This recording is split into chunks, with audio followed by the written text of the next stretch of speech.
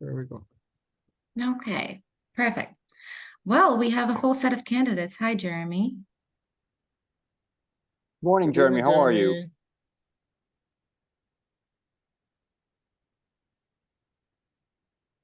I don't think he can hear us. He's still connecting to audio, I think. Oh, okay.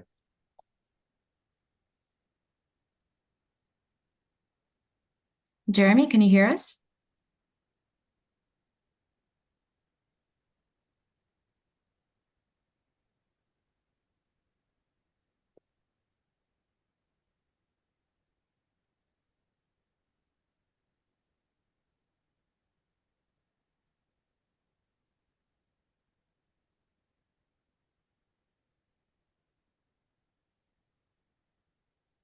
Well, whether we like it or not, my suggestion is to still give it 3 more minutes until Jeremy is able to connect to audio. Well, I think we definitely should give Jeremy the chance to connect. That's for sure. Of course.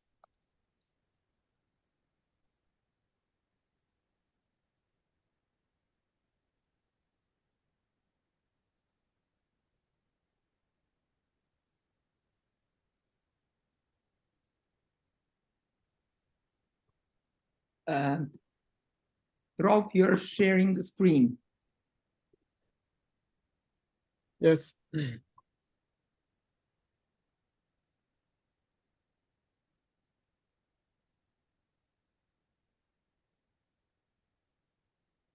I have a question because we will have a recording. The question is whether the recording will be shared among members so that actually everybody who cannot participate today will be able to watch that afterwards. Absolutely.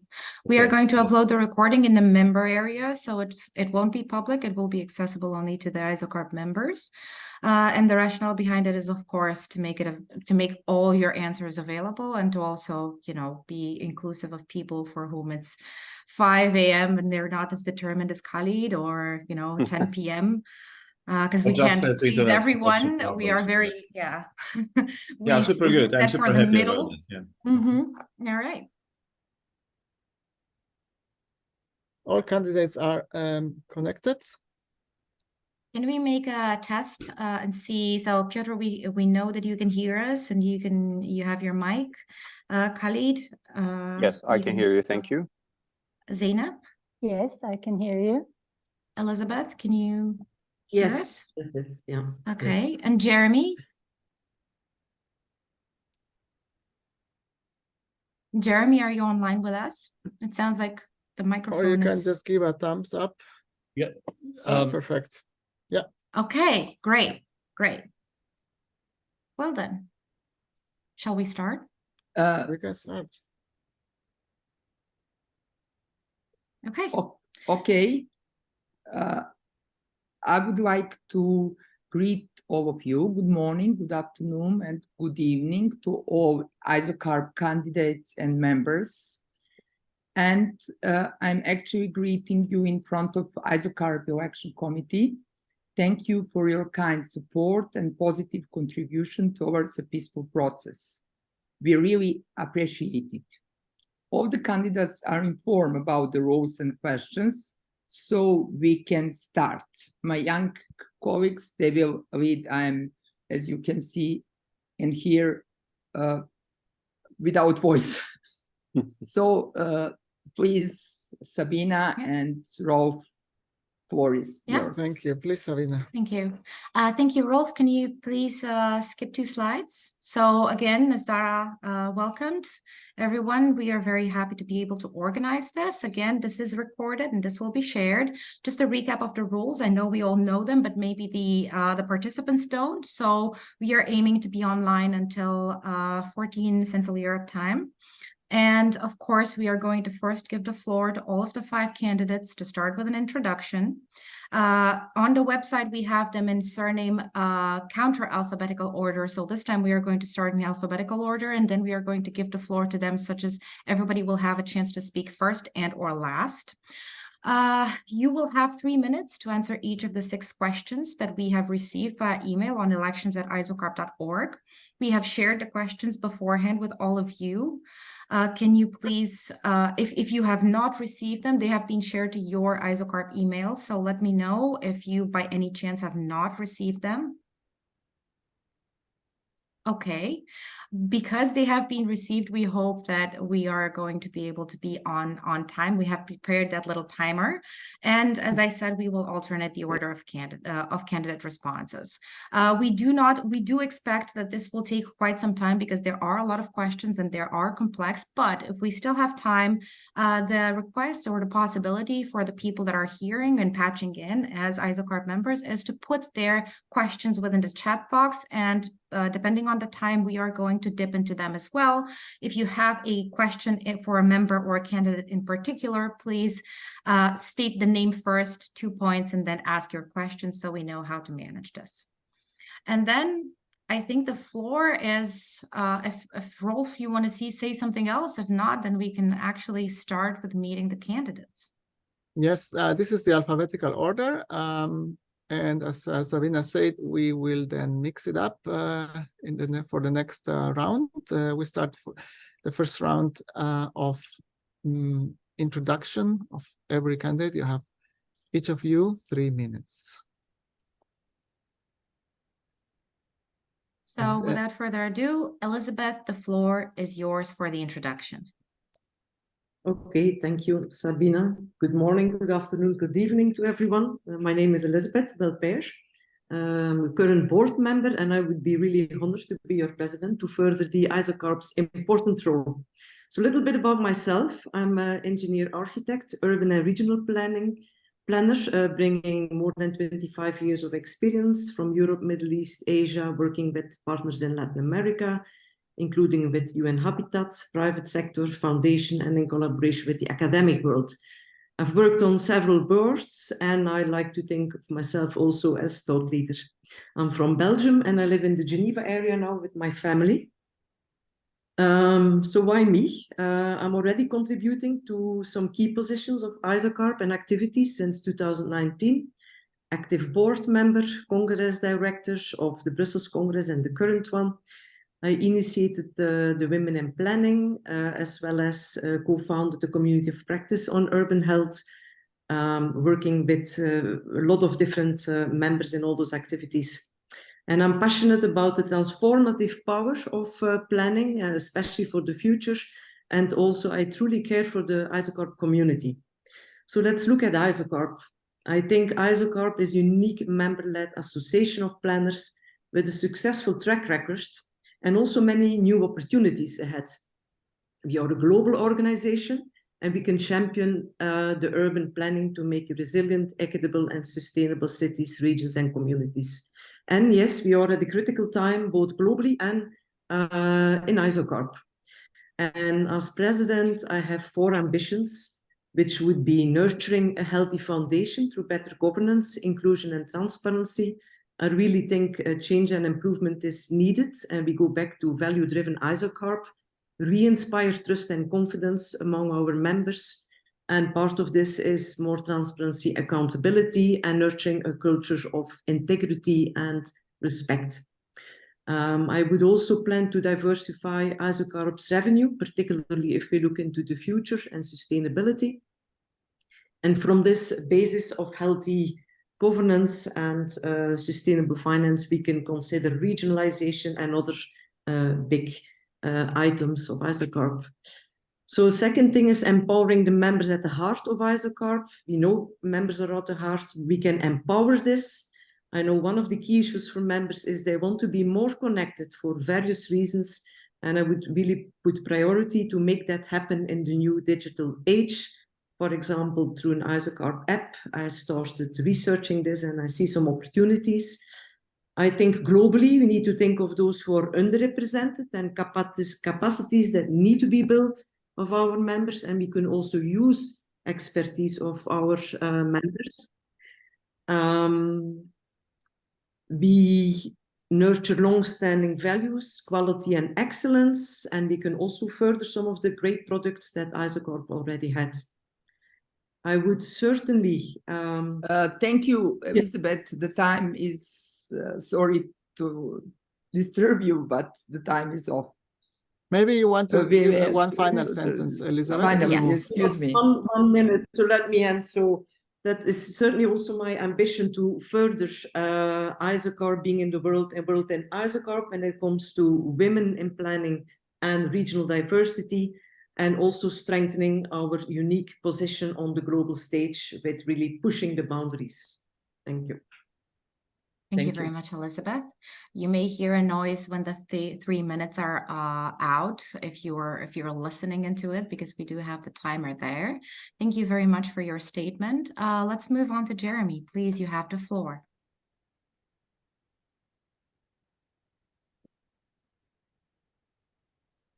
Jeremy, can you hear us?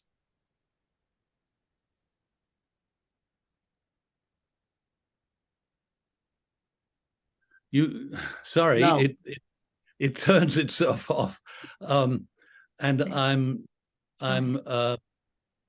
turning on the video. Sorry about this. I don't mind if you count this as part of my 3 minutes. No. And now, can you see me? No, still not. We can hear you Not yet. perfectly. Yeah. All right. I'll find a way to turn on the camera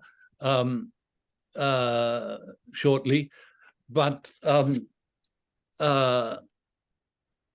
it's lovely to see my colleagues here. Hello, everybody.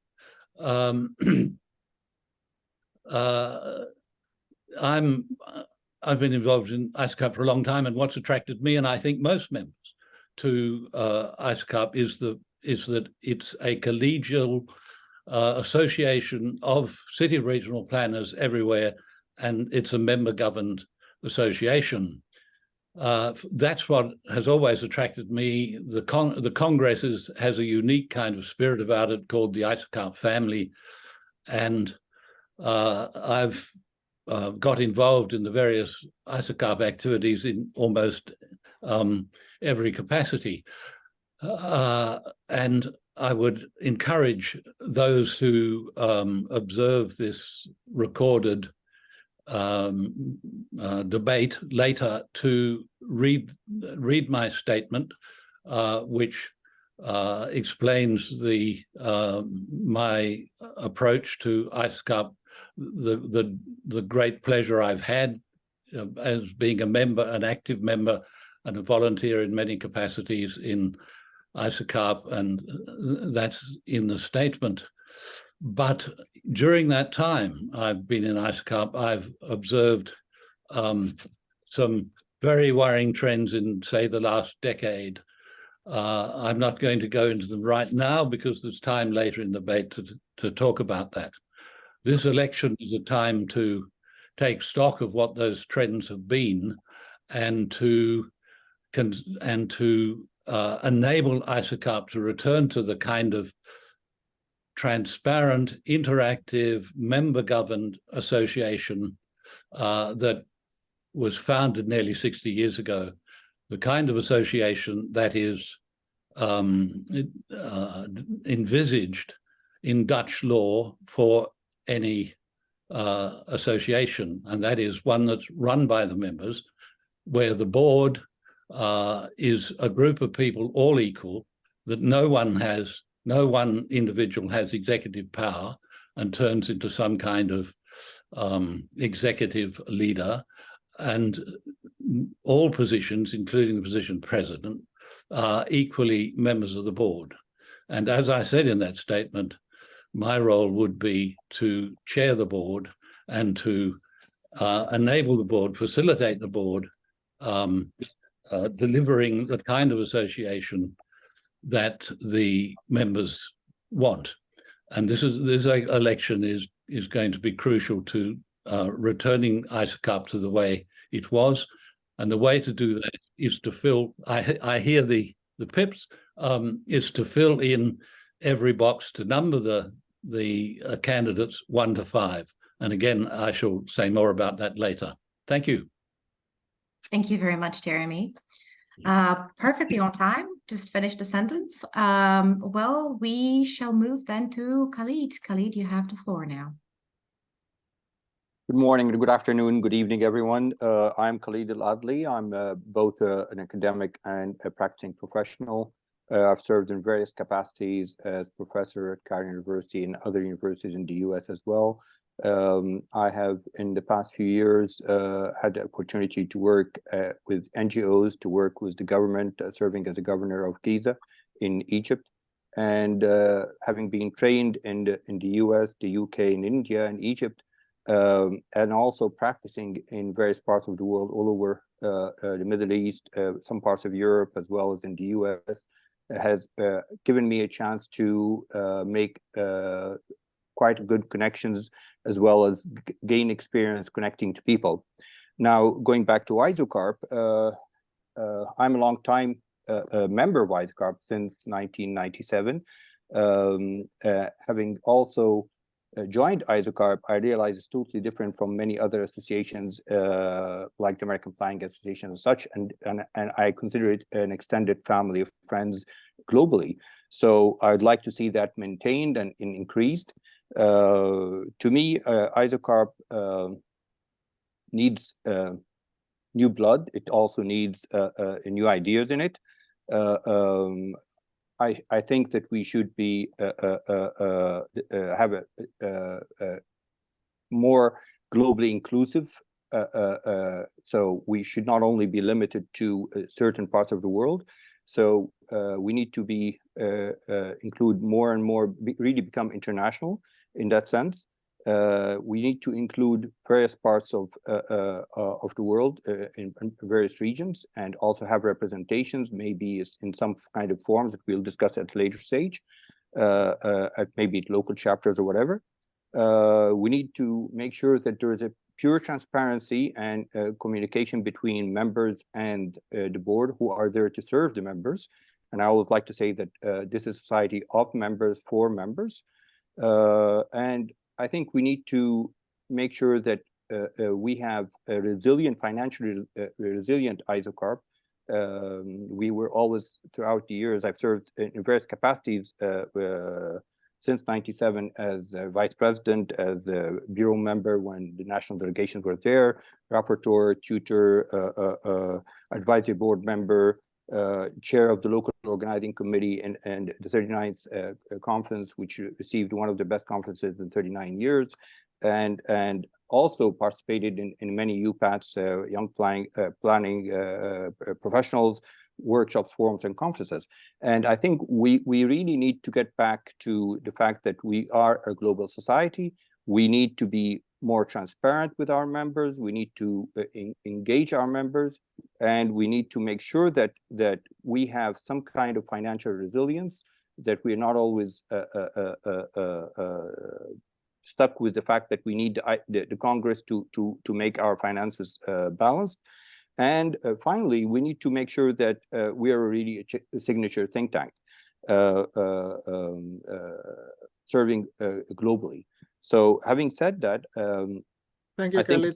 Thank you. Thank you. We need to respect time. Thank you. Thank you. Thank you. Everybody gets the same roles. So thank you, Khalid. We are going to move now to Piotr, please. Yes, hello, good morning, good afternoon, good evening to everyone. It's super good to see you. I hope I will be on time with my short presentation. Just at the very beginning, I would like to say that in these turbulent times that we are living in right now, the post-COVID times, but also in times of the global tensions and issues, I think we need a kind of the new spirit, so to speak, for ISOCARP. The new spirit, which is not going far from that what we actually used to have in ISOCARP, and I hope that we still to a large extent have it, which means the spirit of solidarity, the spirit of being together with our members and for members, as our motto stands for. So let me present very briefly myself. My name is Piotr Lorenz, coming from Gdansk, Poland. I'm teaching at Gdansk University of Technology, and also I'm working in practice with the local government of the city of Gdansk, playing the role of the Gdansk city architect.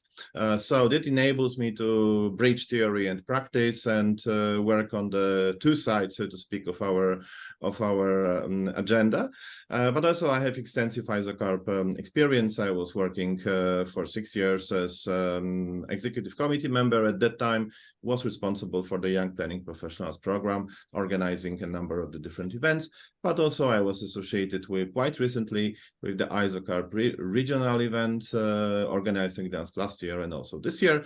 But also in the two congresses that I was the general rapporteur of. So my ISOCARP experience is quite extensive, but also this allows me to understand that actually there are a lot of issues and opportunities that we have to explore, that we have to deal with. And actually this experience and these issues actually have to be somehow dealt with in a kind of the new way. So from that point of view, I have decided to put forward my candidacy in order to offer ISOCARP and work out with ISOCARP the new mode of operations. As I said, following this motto, in solidarity with our members. So there is a number of the points which I have highlighted in my candidate statement. I would very much like to encourage each and every one of our members to go through that. I would be super happy to answer more questions in detail in case necessary. But actually, in the end, I would like to say, why me? Because I feel like that I want my society, my international society of choice, to be a truly organization for members. And I would be super happy to have it truly globally recognizable first-class organization. Thank you. Thank you very much. Okay, last but not least, Zeynep, it's your turn.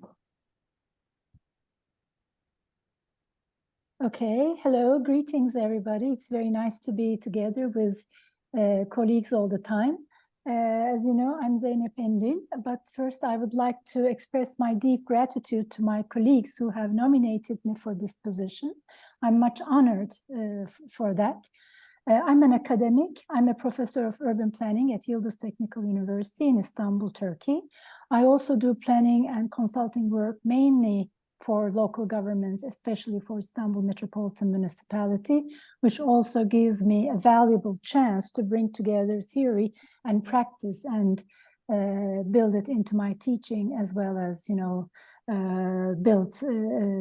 feed into practice. I'm an ancient ISOCARPian, actually, a member of ISOCARP for almost 30 years. My active involvement with ISOCARP began during the preparations of Habitat II, which took place in Istanbul in 1996. And at that time, my university hosted ISOCARP, and we jointly organized the Professionals Forum, which took place within the context of Habitat II. Since then, I've been involved with the society in various roles, in various capacities. I was, of course, a young planner myself in Jerusalem Congress. I was a rapporteur in Japan. I was a YPP coordinator in Athens, in Geneva, and lastly in Bodo.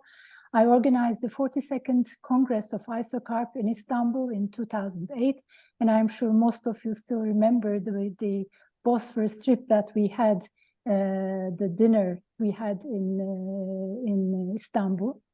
And then I was the vice president of ISOCARP during 2005 and 2011. I was responsible for the Young Planning Professionals program before Piotr. And I set up an intense training and capacity building program for Abu Dhabi, and coordinated it for several years. Finally, I was the general rapporteur last year in Brussels, and I'm now the scientific committee member. Besides being ISOCARP activities, I'm involved in other organizations like ICOMOS and ESOP, and I'm currently chairing GPN, which is Global Planning Education Association Network. I describe myself as an idealist, almost as a dreamer, a dedicated worker for the common good. I'm an activist. I fight for social justice, for environmental justice, and for climate justice, for the poor and the disadvantaged. I am a strong believer in rights to the city, of human rights and rights-based approach participatory planning approach. So I accepted this nomination and decided to run for presidency because I believe ISOCARP as an international society of planners has a crucial role to play and should have a mission to fulfill in a world that is in crisis. Society like ours can and should play a much more significant role in leading international discussions and has a great potential for setting visionary agendas. I will stop here, I guess, since I'm out of time. Thank you for listening. Thank you very much, Zeynep. We have a round of 6 questions, or 6 rounds of questions, like we mentioned, and our proposal is to go and start. So now we started with Elizabeth, then the next in line is Jeremy, and afterwards we will have the second question starting with Khalid, and so on and so forth, so that every one of you has a chance to go first, again, or last. I'm going to read the question to you now. Jeremy, it will be your turn to answer first. The question is also posted in the chat so that everybody that participates can look it over and keep it in mind when we are moving from candidate to candidate. So because every one of you mentioned globalization and the fact that we have a global society, our first question is the following.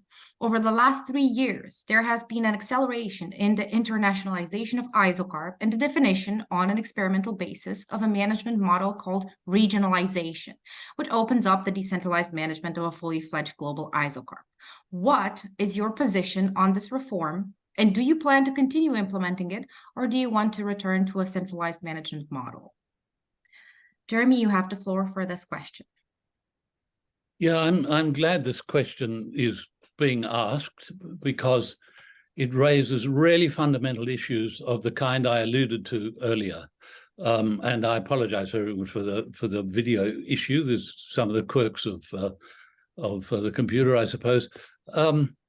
The question suggests that regionalization, whatever that is, and we don't know what it really is, has already been agreed to and it's been implemented. I'm not aware that the membership has really addressed this question, that what regionalism means in concretely has ever been fully discussed by the members or explained in writing. Where's the report that thoroughly goes into it? And yet the question suggests that the next president is simply going to continue to implement something that's never actually been to the members.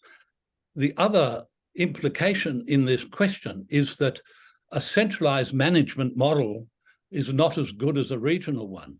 The fact is that 10 years ago, the board that I was a member of had members from North America, Latin America, Oceania, East Asia, West Asia, South Asia, Africa, and Europe. It was an enormously diverse board representing where all of our members are. The congresses from that time were in Portugal, Nairobi, Wuhan, Perth, Brisbane, and Portland, USA. In other words, the congresses successively were on 5 of the 7 continents, if not perhaps 6 of the 7 continents. The suggestion that somehow we weren't sufficiently or aren't sufficiently regional is that we've contracted towards Europe during that decade. Our membership has actually contracted, and the only way for us to be global in a real sense is to have a governing body that is truly representative of where all of our members are, and members joining from the areas of the world where we don't have many members. And to suggest that somehow or other that's a centralized management model is wrong. It's a democratic model. It's a model that, as I say, associations under Dutch law are that all the members everywhere are equal and have equal control. Regionalization sounds to me like a fragmentation of that. And if you disparage a so-called centralized management model, which is in fact a democratic one, you end up without a member-governed association. Thank you. Thank you very much, Khalid. Sorry, Jeremy. Thank you, Jeremy. Khalid is next. Okay. I'm actually very much for a decentralized management model. I strongly believe that as an international organization, we really have to have representations both on board as well as internationally and globally. So our board should be represented from, as Jeremy was mentioning, that from various parts of the world based on the elections. But also, I believe that if we are to grow and if we are to really to be truly international and global such, we really need to reach out to our members across Atlantic and overseas and many other parts of the world globally. And to do that, we won't be able to manage all that ourselves. So we have to give them some kind of room of decision making. I'm not sure how this has to go through. I mean, what model we will utilize is still needs to be discussed and with our members and with and see what's best. But I think what mode is required is yet to be decided. But the concept itself, as a decentralized management system, I think is very important. We had at one point in time, and I served as bureau member of the national delegation, and that didn't work very well. But we need to reconsider how we can maybe have chapters, regional chapters, and so on, where we can give more room to regional organizations and regional to be more active and to attract more members and more activities and be our representatives in these areas so that they can help us make these connections. So I think it is a decentralized management. I'm certainly for the decentralized management model through any organization and mode that our members wish to adopt, I would say. Thank you very much, Khalid. Thank you. Okay, Piotr, you're next. Yes, thank you for this question. I think it is very important and extremely crucial. And I think that, first of all, I think we have to become with the statement that actually, in order to become truly globally recognized organization, we just need one ISOCARP, okay? We don't need many local ISOCARPs, we just need one global society. I think also in all the candidate statements, it showed up that we need to be a kind of strong think tank, strong partner for all, also global organizations, including UN Habitat, in example, but just to mention the single one. So basically, I would say one organization, but many different initiatives. And I would probably quote the classic saying that we need 1,000 flowers blooming, so to speak, in here. And from that point of view, I have to say that in ISOCARP, we did have a fantastic policy on regionalization, which was associated with the existence of the national delegations, which were responsible for organizing a number of the very different initiatives.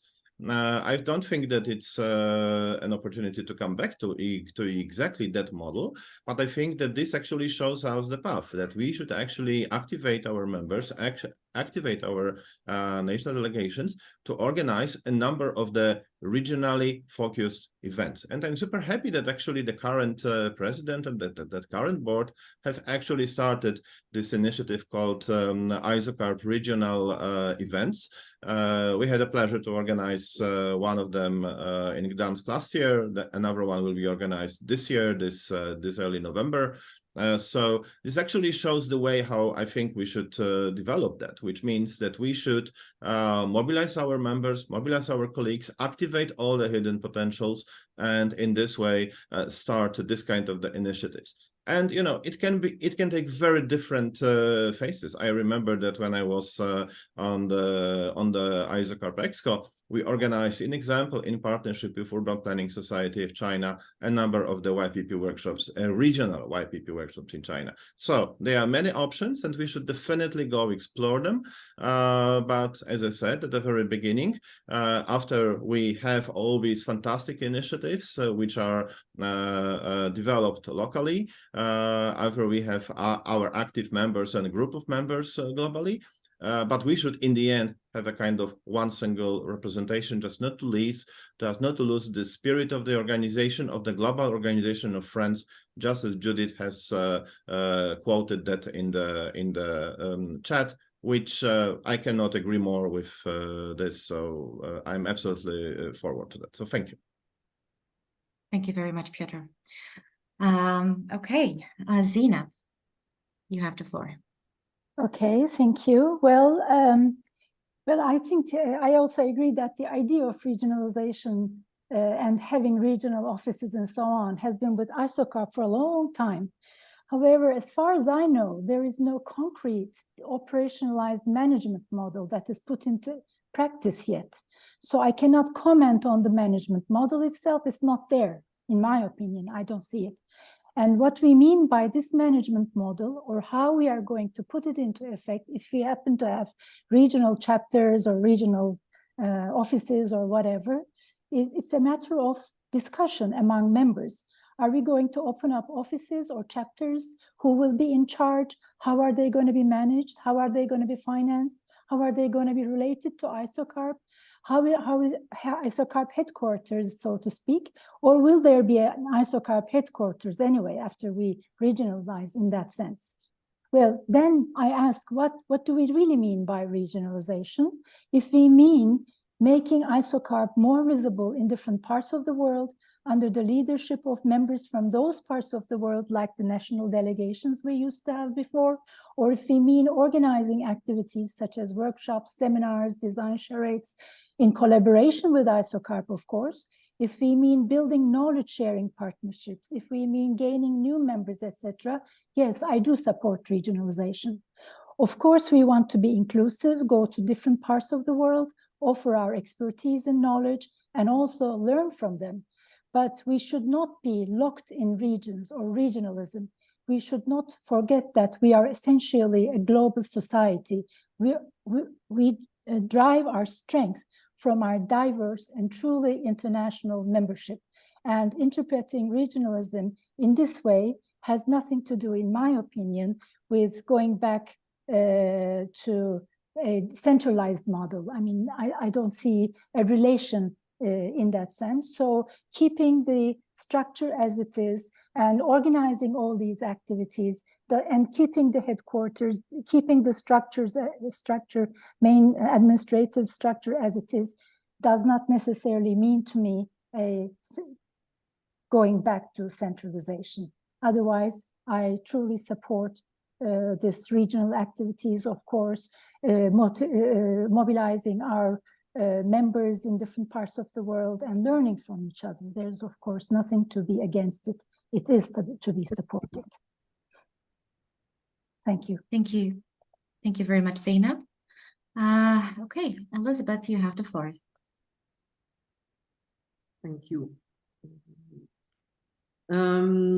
Yes, so my first question is actually, what is decentralization and regionalization for? Because it's not, I don't see it as a goal as such, but it's rather a means to something. And there we know that a lot of people have different ideas about it. So definitely a topic to be further discussed also with our members. I'm certainly in favor of the idea of regionalization in a way that what we don't want it to be is further fragmentation and having chapters on their own that limit themselves to certain regions, but actually opening up, giving access to more members to participate in ISOCARP, also offering more activities to members in a certain region, because it might be simply for the simple fact of being more affordable to meet in person and to give more opportunity to people. And that's also a comment I heard a lot in the past months, that they want opportunity. For instance, for the Congress too, I'm confronted with this the last 2 years, that there is simply no, it is not affordable to come, but they want to join in. So to keep one global society, that is certainly key of our strength. Again, a couple of days ago in the virtual pre-Congress, it's exactly that discussion across the regions that made it valuable, both for audience as for speakers that actually learned about the other regions. But again, I'm very much in favor of the idea that it can get members closer together and that we can also have more regional events, like was already started indeed with our current board. For me, regionalization also means that we have to ensure that we have the regions at our ISOCARP board table. So what can we do to strengthen and ensure that some of the underrepresented regions come to the boards? We can do this now by voting for board members that represent those regions, and then we can see in the future if we can put that in more formal structures. Another point is that management model, indeed, nothing has been put in place yet, and I think we still have to learn. We can continue with experimenting several models of regional activities, as Piotr was pointing out. We can also learn from other organizations. I'm thinking of, for instance, the International Society of Urban Health. They started with regional activities in a very different way, topic related. We can learn from organizations like IFLA. They have more established chapters and also see what is not working well. And then we can also think of the strengths of the national focal points because they mobilized more members. So in that sense, it could be useful to build up regionalization using national focal points to communicate, activate, and mobilize people. And certainly Elizabeth. It has to be a process to be done together with our members. Thank you, Elizabeth.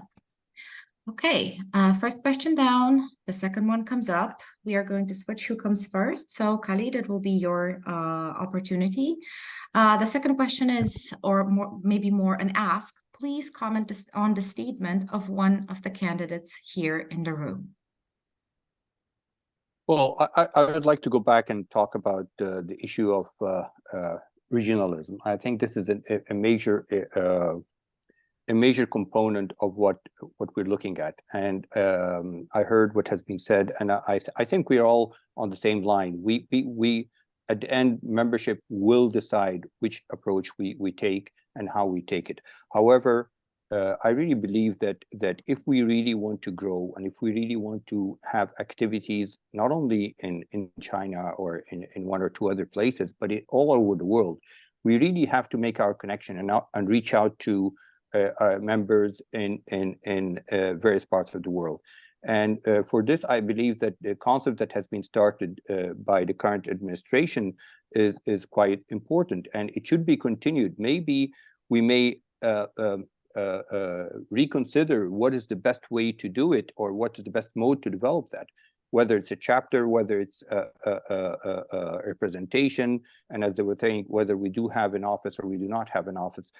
This is not an issue. I don't think I don't think we are saying here that, well, we are removing the main office from The Hague. No, I don't think this is a valid, in my opinion, not a valid question. But I think it's important that we really consider various approaches, and this we have to give it time to think and innovate on what is best, as Elizabeth was saying, what is best to and how is it best to implement a more regionalized approach to our members. How do we ensure that our members in Africa, our members in East Asia, in Mexico, and in the South America are involved, and how are we not only our activities in a limited part of the world, but also what activities and where they are based on the needs of these societies and the needs of the members of these societies. So I think it's very, very important that we really look into the fact of regionalization in a democratic way. And in that sense, I believe that the current board and the upcoming board that is going to be elected has to be represented from various parts of the world.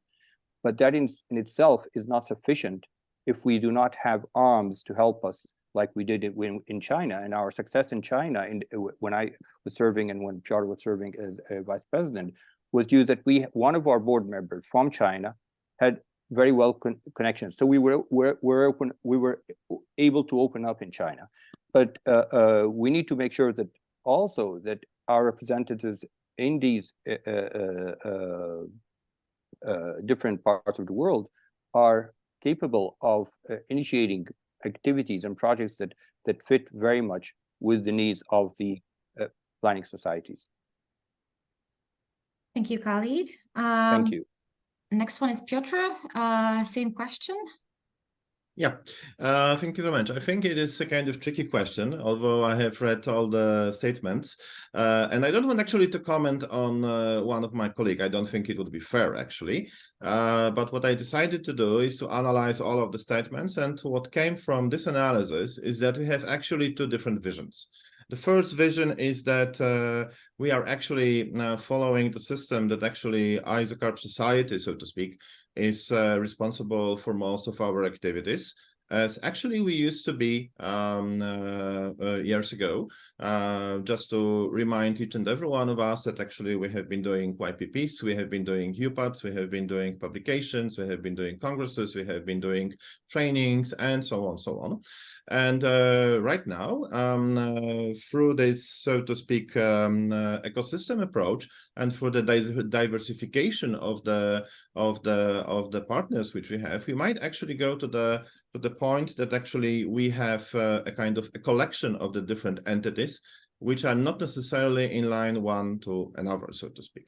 So this is also the question from Luisa Bravo, as we could see from the chat, about an ISOCARP Institute. I think it is a very important question also, which actually deals with the question how we conceptualize our research arm, our academic arm, our, so to speak, training arm. Should it be a separate entity, or should it be a part of ISOCARP?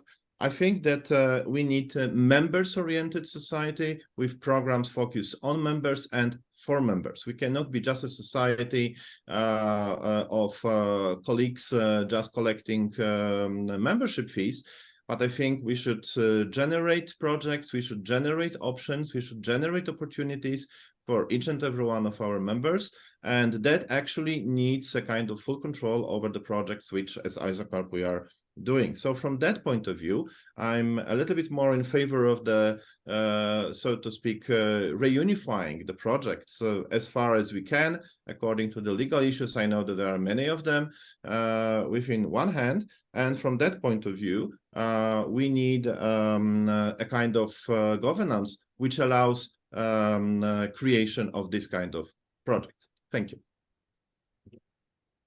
Thank you very much. After Piotr, we have Zeynep. Okay, thank you, Sabina. Well, I would also first like to point out to some cross-cutting themes, which I also embrace and cherish in other candidates' statements.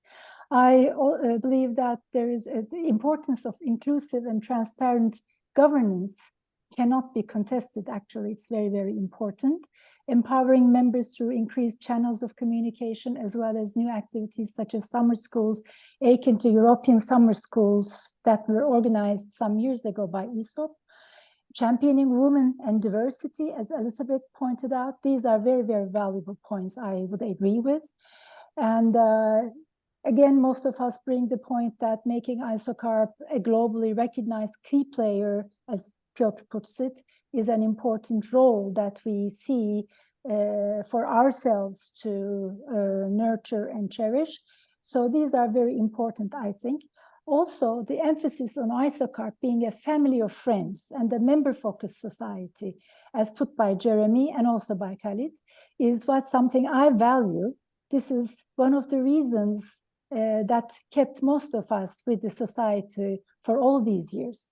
And yet, what Jeremy's statement has, which says that we have gone commercial, we have chased contracts, we have even become dependent on a private ISOCARP consulting over which we have no control. This is a really serious claim that we have to think about and we have to really resolve, and which Luisa is actually referring to. Unfortunately, seems to have some truth in it. It's been very sad for me to see that in some international circles that I'm involved in, ISOCARP is perceived and referred as a bunch of businessmen and real estate people. I don't, of course, agree with this at all, but the perception is there. And this perception can be, of course, contested. To what extent it's right or misplaced, of course, that can be discussed. But in any case, there is something wrong that we have to really face with and deal with. So I think ISOCARP has to be retracked to its original course as an active, member-oriented, non-profit society working for the betterment of cities and regions. And of course, this would entail a research arm or a training arm or something which could be formalized in a very transparent way rather than the sort of black box we seem to have through the institute right now. There needs to be I agree with Piotr, a unified, a very transparent structure, which would really benefit the society in those terms and help us to get rid of this bad image that seems to be building around ISOCARP. Thank you. Thank you very much, Zainab. Thank you for your comments. We have Elizabeth next. Yes, thank you. I also thought it's a tricky question if you read it. So I also decided to look a little bit at common themes, and that's important because it means, well, there's some candidates that really go in the same direction. I think most of us related to the point of membership and putting the members back with and for members, think of continued growth, and there's a lot of innovations we can do there, as is also in my statement. Very important. Being in the board, I also thought that too much energy was spent indeed for topics such as the institute and etc. And members were asking, so where are our benefits this year? What's added value for institutional members, for instance? So that's also important. What can we offer for institutional members and individual members? Governance, yes, it's absolute key. We are a non-profit organization. You find the teams with the different candidates, but we are a non-profit and we are an ANBI. We have a very special status in the Netherlands, which we should really nurture, because we work for the common good. And I also think that's what planners do. You work for the common good. So there is a lot to do, putting some governance structures back in place, making procedures more transparent again, also related to finance, etc. And that fits also well with not what candidates are saying, but the fact that members are losing trust and some are even leaving because they don't find the trust or the family spirit anymore from before. Everyone had a reflection on achievements and great strengths, like the Congress, UPATS, YPP, and I think we agree some of them are definitely there to stay.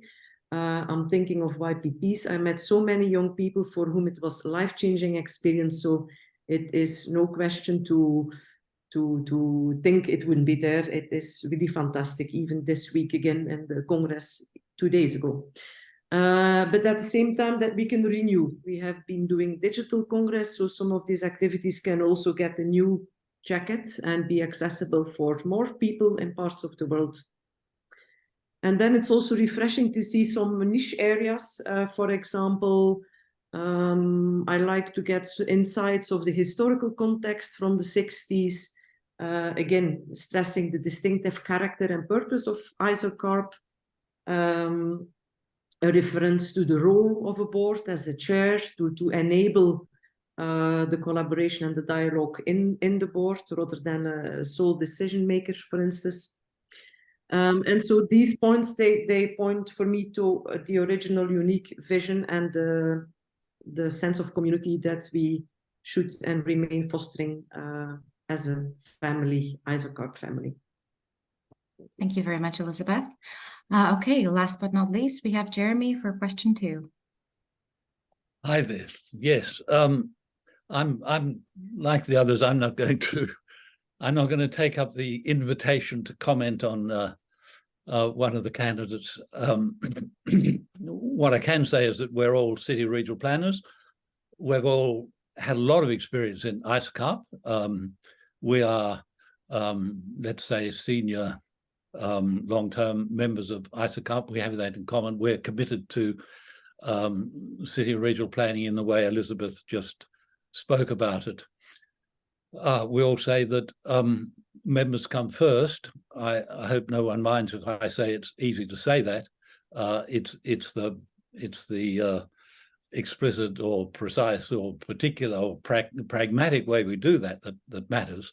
We all say we want to be global, and again, we want activities in all the regions of the world. We want members in all the regions of the world, but it's how that happens that really matters. So I'm saying to those watching this video perhaps later, and hopefully it'll be available in other places than the members area, because really no one does. I looked in the last 2 years, about 5 people visited the members area, so that's, I just mentioned that's not enough. So I think the members should read the statements carefully and see if perhaps the most important thing is there is an acknowledgement in the statements that there are matters of great concern, as mentioned by Piotr, as mentioned by Zeynep very clearly, and as mentioned by Elizabeth. There are serious issues going on. There are serious trends happening, and do the statements acknowledge that and point in the direction of addressing those really concerning trends, and in the main recovering one ISOCARP in which it's possible for the members to genuinely direct the organization through the board that they elect. Thank you. Thank you very much, Jeremy.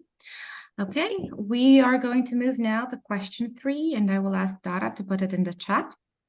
The question is, can you explain how you imagine your tasks will be as president? What are your expectations from the board, from the Secretariat, Secretary General, and Treasurer? And for this question, we will start with Piotr. Yes, thank you for this question. I think it's a very important one. And I think that before we start with the board and secretariat and our colleagues from the management, so to speak, I think that I would like to stress very much that one of the most important tasks for the incoming president will be activating local ISOCARP leaders, so to speak. As we know, in every country, in every part of our society, now in every part of our world, we have some colleagues who are more active or who have actually more opportunities to act. I think this is very important to actually start those people to work with us, for us, and actually also to generate all these options for members, which Judith was mentioning in her statement on the chat. I think this is very, very important, you know, to actually activate all the hidden potentials which we do have, but we are not active at the moment because basically maybe nobody is thinking about these opportunities. Now, coming to the question, I think it's very important to understand that that the president should be, as the Latin proverb says, the primus inter pares, which means the first from the equals. Okay, I think this is very important. We do not have the administration, we do not have our board. I mean, we are just one of the board. We are leading the board, but actually we are one of the colleagues who are responsible for that. So that actually would determine my mode of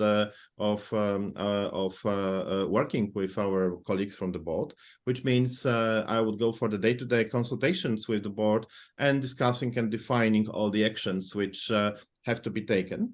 I think that we need true partnership between the president, secretary general, treasurer, and only if we agree we can act, because only then it will be possible to come out with a decision which will not generate conflict, or which will not generate an outcry, so to speak, among some parts of our membership. And regarding the secretariat, I think it's a little bit too early to deal with that. There are many issues associated with this, but I think in general we have to keep our members as a kind of main focus of our actions. And at the very end of that, I would like actually to say that we have some experience with moderating different conflicts within the board. I remember with Judith, it was 2011 or 2012 when we were dealing with some conflicts at that time within the EXCO. So actually it is doable. We have been older, we have been going through this. So it's nothing new, but I think that it would be very important to stress that actually we all agree on that, what we do, and we come in a kind of proper friendship and concord. Thank you. Thank you very much. Zeynep, it is your turn. Okay, thanks. Well, if elected, I expect to be building a common vision for the term I would be chairing the board. My main purpose would be to align ISOCARP with the global planning agenda. Not only that, I would like to put ISOCARP in an agenda-setting position with strong messages to the world in this time of a planetary crisis, because I believe in our potential to contribute. It's our motto to create better cities for everyone. So I believe this is a very, very important mission for ISOCARP, and we should be spending a lot of effort in that direction. And of course, this has to be done with the participation of the members and the board. And I would expect board members to take an active stance in creating such an agenda and take responsibility in operationalizing it through projects, programs, and various events. I would expect them to take an active interest not only in the specific activities of the society, but also in the finances and administration of the society.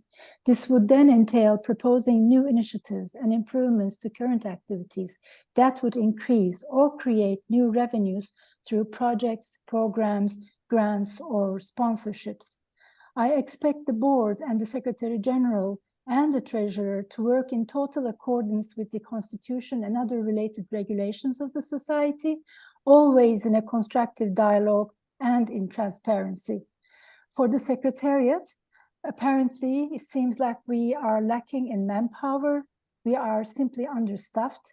My observation from last year's Congress preparation is that our staff is working with utmost energy and dedication, and they are doing an incredible job working day to day, day and night, 7 days a week when necessary.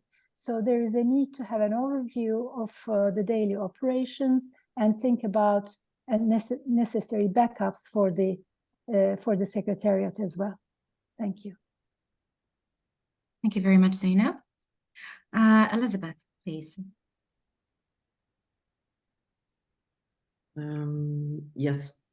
So the tasks as president and the role, I think a key one is also to develop a strategic vision to align with our mission and what's happening in the world, responding to the evolving challenges and the opportunities, and to also invest accordingly to those areas, both with human and financial resources. And this should be really a truly collaborative exercise with the members. So that should definitely be a big agenda point. As president-elect, I would anticipate this even by doing a kind of virtual tour around the world to start touching base with members in the different areas and start getting inputs, organizing member tables, for example, too. So that brings us to member engagement. Yes, as a president, to support active engagement. I've been involved in establishing community of practice, women in planning, and these are also areas where I think there's really pockets of family member life.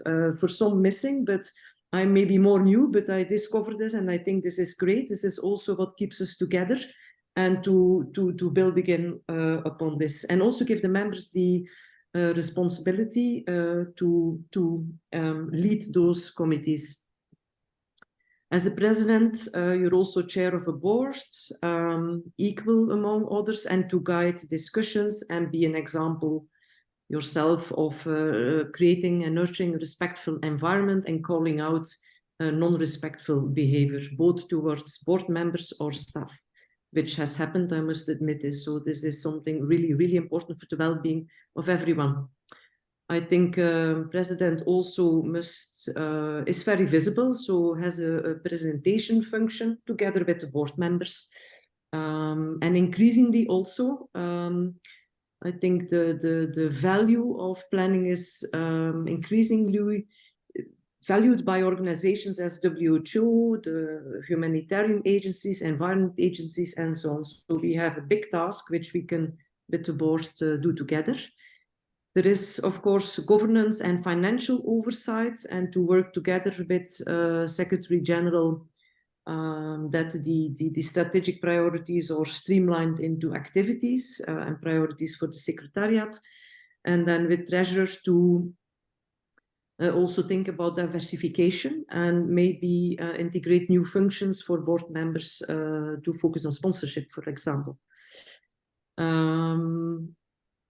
Then what I expect, yes, to maintain financial oversight, ensure transparency, apply new regulations. For example, Netherlands has a new law with new requirements on governance, transparency, conflict of interest. So we need to really ensure that we incorporate this in the society. Thank you, Elizabeth. Thank you. Okay, Jeremy, you have the floor. Thank you. There we are. As Zeynep and Elizabeth said, chairing the board is a key role. There are lots of others in terms of visibility, contact, partnerships, and things like that, leading in various ways, but chairing the board. And I really like the way Piotr put it, that basically decisions, he didn't say this exactly, but the implication was by consensus. The chair is aiming to reach consensus on all policy issues, strategies, and directions, and so forth. Without that, the board ends up fractious, and there's nothing that turns off the members more than disquiet and arguments and disputes and so forth in the leadership. And we're facing a terrible risk that the members will perceive what's happening and fall away. And in fact, the numbers are going down, and this is very serious. So Piotr, I haven't quite got it right, but striving for consensus is really important. The fact is that since the emergence of the Institute, there have been divisions. The most obvious division is that the board has lost control of most of the finances. Most of the finances that used to be the members' assets have disappeared into completely obscure black box, as I think Zeynep put it, of the Institute.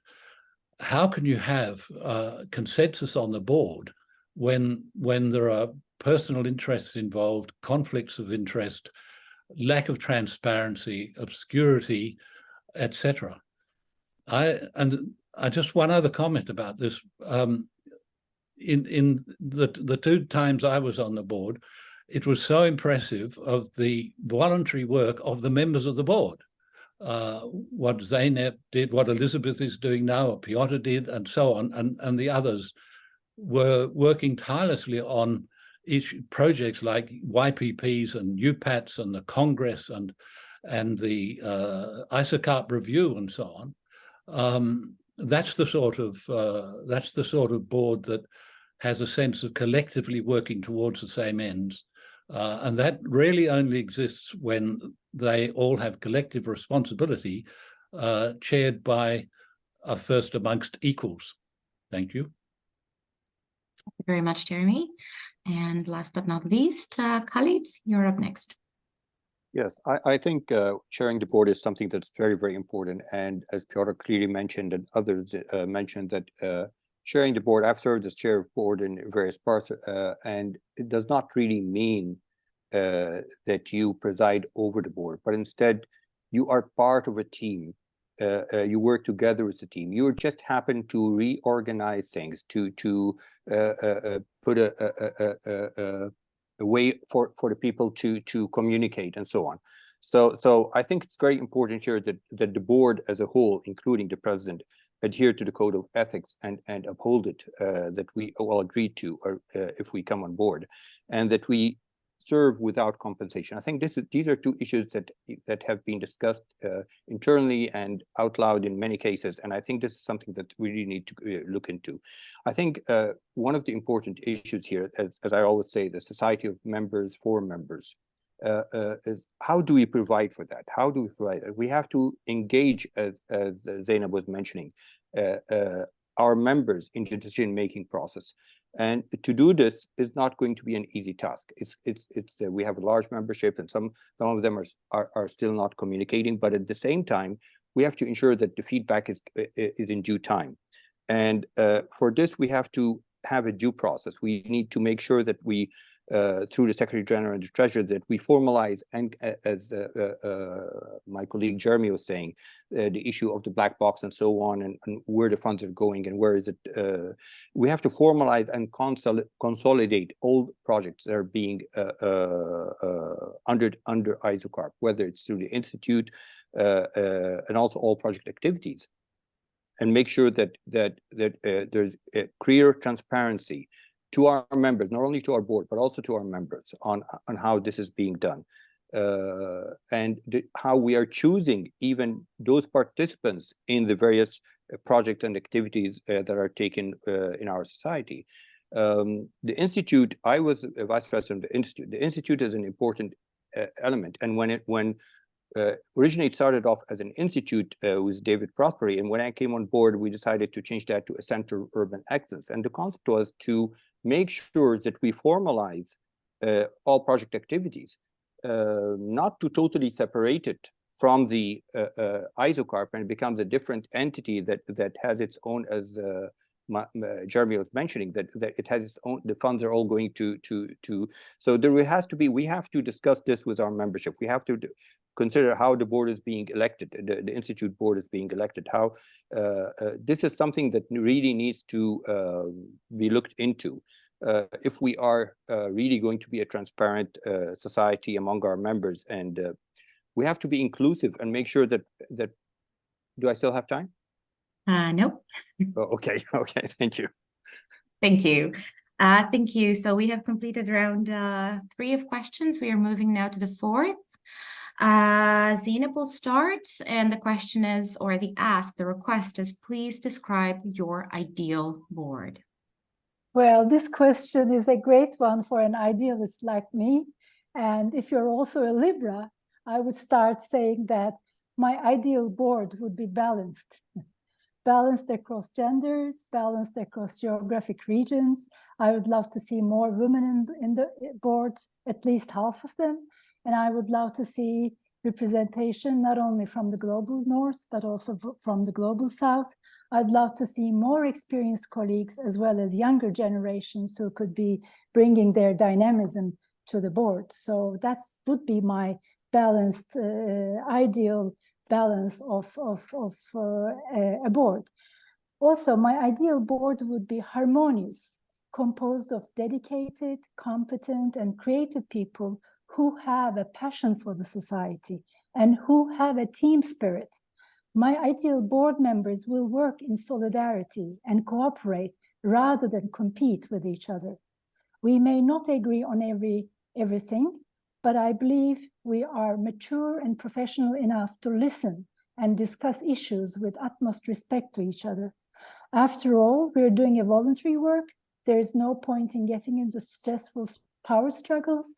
And I believe that with goodwill, inclusiveness, trust, and transparency, we can achieve such a team spirit in the board and give it a new dynamism. Thank you. Thank you very much, Zainab. Next one is Elizabeth, please. Yes, thank you. Well, I have a lot of overlap with Zainab. My ideal board, one that responds to our members, recognized as an effective engine for the ISOCARP, and giving direction, ensuring good governance, and is trusted. So the first point is the board that reflects the rich diversity of our society, backgrounds, experiences, perspective, and skills, especially the ones that are not there. So definitely it includes a gender aspect. We need many more women, and great to see so many candidates on that level. Regional diversity, the different regions, I already said it before, represented at the board table. There is many ways of doing this. We can start easy and see how we can evolve or guarantee this for the coming years. Age, certainly, there is a lot of seniority, but I think it would be great to have very young people and maybe consider an additional seat, even though it's not a voting one, where we can have one of our young professionals really representing. It's an absolute must. And then skills. I think we are moving in the new age. There is AI, a lot is happening. We were even confronted with it 2 days ago in the Congress, thinking that there was AI-generated presentations, etc. So also there we need people with those skills on the board. Second, it needs to be inclusive, ensuring that the diversity of those voices are heard. We don't need to agree with each other because simply you're in the board. I think it's just great to hear visions and perspectives from completely different sides. We need to just see how we build consensus and come to a conclusion. An ideal board applies good governance, transparency, and is in line with what we need to do, and honors our status as special non-profit, working for the common good. It's really something we need to treasure. An ideal board is also forward-thinking and strategic. And yes, thinking of the global agenda, how we can implement it, and yet remaining independent as a critical think tank. I think that's our strength. Another important element is that we need open communication with the members, and I heard it from several sides. It's of course difficult to communicate directly with 800 members or more, but we can find systems, and my idea of a very interactive platform could contribute to that the whole world can actually easily connect with each other, including with the board members. And then last but not least, an ideal board is people that know that they need a lot of time. It's not just a representative function, so really put the time in it, have the time, go the extra mile, like our secretariat, or passionate, and very last but not least, they need some dancing skills. So when we come together in person, we can all enjoy together dancing as a family. Thank you. Thank you, Elizabeth. Thank you. Okay, Jeremy, your ideal board. Okay, well, of course, the ideal board is the board elected by the members, and I suppose one would, as it is, and I suppose one would hope that the result of the elections would be board members of all different ages, of both men and women, from different sectors like professional practice, city government, academe, research, and so forth. And so it would be diversity. That said, it would reflect where our members came from. I mentioned that I was on a board where the members came from 6 continents, and that successive congresses were on 5 continents. So we were heading in that direction quite strongly. We also basically operated essentially by consensus, that policies and directions were essentially agreed. They didn't divide into factions and disputes and so forth. And clearly that's the only way that ISOCARP is going to maintain its reputation and maintain and increase its membership. As I said, members of the board took on various leadership roles, responsible for programs of various kinds, of many kinds. Not exclusively, the board was collectively responsible for all of these things, but we individually took on leadership roles on behalf of the board and reported to the board and discussed it with the board, etc. We also worked on ways to support and encourage activities by the members around the world. For instance, there was a proposal that if they wished, board members would take on a linking role for the different regions, particularly, as I say, where the board was coming from 6 different continents, that they might take on responsibility for encouraging and supporting activities within those regions, and within those regions encouraging what used to be called national delegations to engage in either national events or international events within that region. All of these were discussed and so forth. I think they got diverted. Once the Institute emerged out of secrecy, it became a huge distraction. And these initiatives, the style of consensus and the style of international priorities and so on got lost as a result of ISOCARP basically being split into two. Thank you, Jeremy. We are going to move next to Khalid. Well, my idea board is an innovative and dedicated board that is committed to bringing change with new ideas from out of the box. A diverse and representative board reflecting global membership. A balanced board in age, gender, and experience. A multidisciplinary team with varied expertise and backgrounds. And as Elizabeth mentioned, considering someone to represent the young planners on board, even if it doesn't have a vote, I think this is a great idea. I second that opinion as well. A board that develops and maintains fraternal relations with our members and ensures governance and due process. A team player and someone who will engage with our members. Okay, thank you, Khalid. Thank you. Okay, and then this fifth answer is Piotr's. Piotr, you have the floor. Yeah, hello. Okay, so I think that just not to repeat all these issues associated with the balancing the composition of the board regarding the participation of the certain representation of the particular regions and genders and so on. I think this is absolutely out of question. It should be in place and we should make sure that actually this is there. Although on the other hand, we have to understand that we are the democratic society. And I think I would put that first. I think that our ideal board would be truly democratically elected, okay? And if the members decide otherwise, well, this is their society, this is their decision, I think, okay? So from that point of view, I think we should, of course, promote our values and promote our ideas about how to make sure that everybody is equally represented or that each group is equally represented. But in the end, it is members' choice whom do they prefer to have as their representation.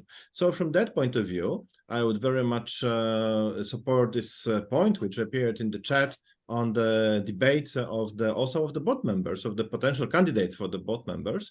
I think it would be very important also for our members to actually listen to the statements and the positions of that what actually our colleagues would like to offer. The second thing is actually my ideal board, on top of that what was already said by all of our fellow colleagues, would be actually that I would like to have the board which actually, and doesn't matter if I'm the president or not, I think it should be the feature of every board. It should be actually a hard-working board, okay? That everybody has a dedicated task, that as we used to have, in example, that we had a person dedicated for the YPPs, and how that actually we have the person responsible for members, the person responsible for the institute at that time, and so on, right? So I think this is very important. And now comes the question from Judith and from Madina, which means that actually we should have a person in board responsible for communication, for ensuring the proper communication among members. This could involve creation of the ISOCARP app, in example, which we all know that we have problems with communication through WhatsApp in some parts of the world and so on. So I would certainly go for this kind of the solution, which would actually create fantastic opportunities for all our projects to be implemented. but also for our members to communicate. And in the end, I'd like to say that I'm a kind of person who is not afraid of the hard work. And I would also like my fellow colleagues from the board also to be hardworking and dealing with all the issues which we have in front of us. Thank you. Thank you very much, Piotr. This concludes question number 4. We have another, speaking of board members and their debates, we are here with you, so we are going to ask you, and the question starts with Elizabeth and is from the candidates for board members. Which ones would you like to work with? Okay, it's also a tricky question. So first of all, I would work, of course, with every board member that is elected, and I would do everything to make that work. It's important to create a welcoming environment and a team spirit so we can all work together. And I refer back to some of the principles and values, I think, of the previous question. So to support how an ideal board would look like, I think we have a lot of great women as candidates, and we can actively support that gender balance by supporting women to vote them in. I don't know everyone who's there, but I recently worked with some of them, and I experienced definitely their dedication, constructive approach, and going the extra mile. And that includes Wafa, Tijana, Sebnem, Mahak, for instance. Also supporting the key building blocks. We all spoke a bit about diversification of finance, thinking of more sustainable strategies. So I think it's also great to have reinforcement on that level from board members. I could see one person, who I know has a lot of experience in this, supporting underrepresented regions, and not just for the sake of regions, but there is a lot of need. And secondly, they're often the regions with, where you will have the fastest urbanization and the biggest problems, such as in Africa and Asia. And I also see a couple of members there, Shinan, Hendrikus, and another person from Sub-Saharan Africa. So that brings us right to the problem and also to their networks and expansion. And then junior and bringing the new skills. Again, there is a board member, candidate, I think, didn't hear of, but clearly brings AI, GPT technology, and this could be a great asset for many of the aspects we discussed, make members connect, help us with setting up such a platform, and so on. Who else? Yes, of course, board members that are respectful and nurture an environment of respect and ethical behavior and go the extra mile, that follow the principles and that can dedicate themselves for 3 years. And also there, I would want to know if it is feasible, for instance, for women and so on, to take more this type of functions and leadership roles. It would be good to also put that question out in the coming years, if this is a barrier or something that actually facilitates participation. So, thank you. Thank you very much. Perfect timing. Okay, Jeremy, you have the floor for this question now. Yes, good. This is an opportunity for me to say something about the voting system, because of course, as president, chair of the board, I would want to work with the board members elected by the members. So the members' choice, and so I mean the simple answer is whoever's elected. But as I said earlier, one would hope that the members are thinking of diversity, geographic diversity, gender diversity, cultural diversity, background, profession, so on, when they vote. The fact that we have preferential voting to fill the I think 5 vacancies, is it? It's 5, is it not? Means that the members voting exercise a choice of they are using a voting method which allows them to exercise a lot of choice. Under preferential voting, all of those 5 elected will have the support of the majority of the members. And so although a voter might think, oh, this is the person I like, I'll put 1 against their name and stop there, that means if that person doesn't happen to be one of the 5, that they have lost the opportunity to rank their choice down through the boxes. And I would encourage all members to fill in at least 10 boxes, number the ballot paper at least 1 to 10. What happens is that those with the fewest number of 1s are eliminated, and the voting the votes are distributed to the second preference, and then the next person with the least votes their votes are distributed to the next preference in the rank. And in this way, everyone who is ultimately elected has the support of the majority. So I would encourage the members, firstly, to fill in at least 10, or keep going if they wish, and keep numbering as much as they like, but at least I think they should go as far as 10. And the other thing is that, bearing in mind those what we were talking about, the ideal board, that it is diverse and representative of the broad membership, including geographically and in other ways. Thank you. Thank you very much, Jeremy. Passing now the baton to Khalid. Again, this is a very tricky question, and I would go back to the question before, where the criteria which we utilize, each of us to select board members. Now, again, it's not our decision, it's a democratic process, so it will be decided by the membership. However, I think it's very important here that when we're looking, and we have a large pool, we have around 20 members, 20 applicants, candidates for 5 positions. So I think it's important here, and I went through most of them, if not all, read through all of them, or most of them.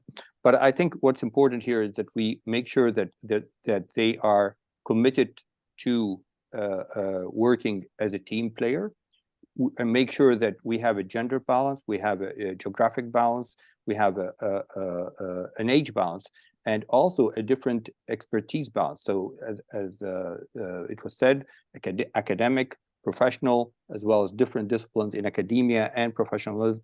So I think it's very important here. And I see in numerous names that come up, Rajendra from India, Jinyang and Shinan from China.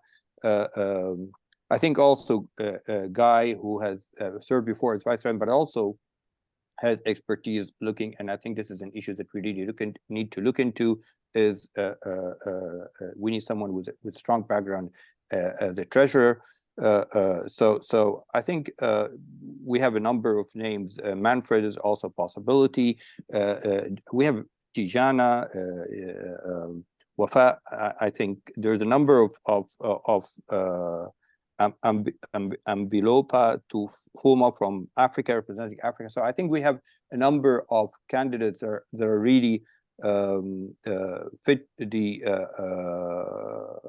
criteria that I would say is a good board member, that would be a team player and would also follow due process and governance.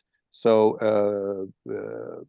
I think we'll leave that to our members to choose, but we just hope that they consider the criteria if they feel this is appropriate while selecting the members. Thank you. Thank you very much, Khalid. Okay, moving on. Piotr, you're next. Yeah, thank you. Well, I think that I will be super happy to work with everybody who is selected. I mean, as I mentioned at the occasion of the previous question, we are and should be the democratic society. So once a particular person is selected to be a board member, I think that the incoming president, doesn't matter who is the incoming president, should be happy to work in peace with this particular person. So from that point of view, I'd say I would be happy to work with every board member who is elected.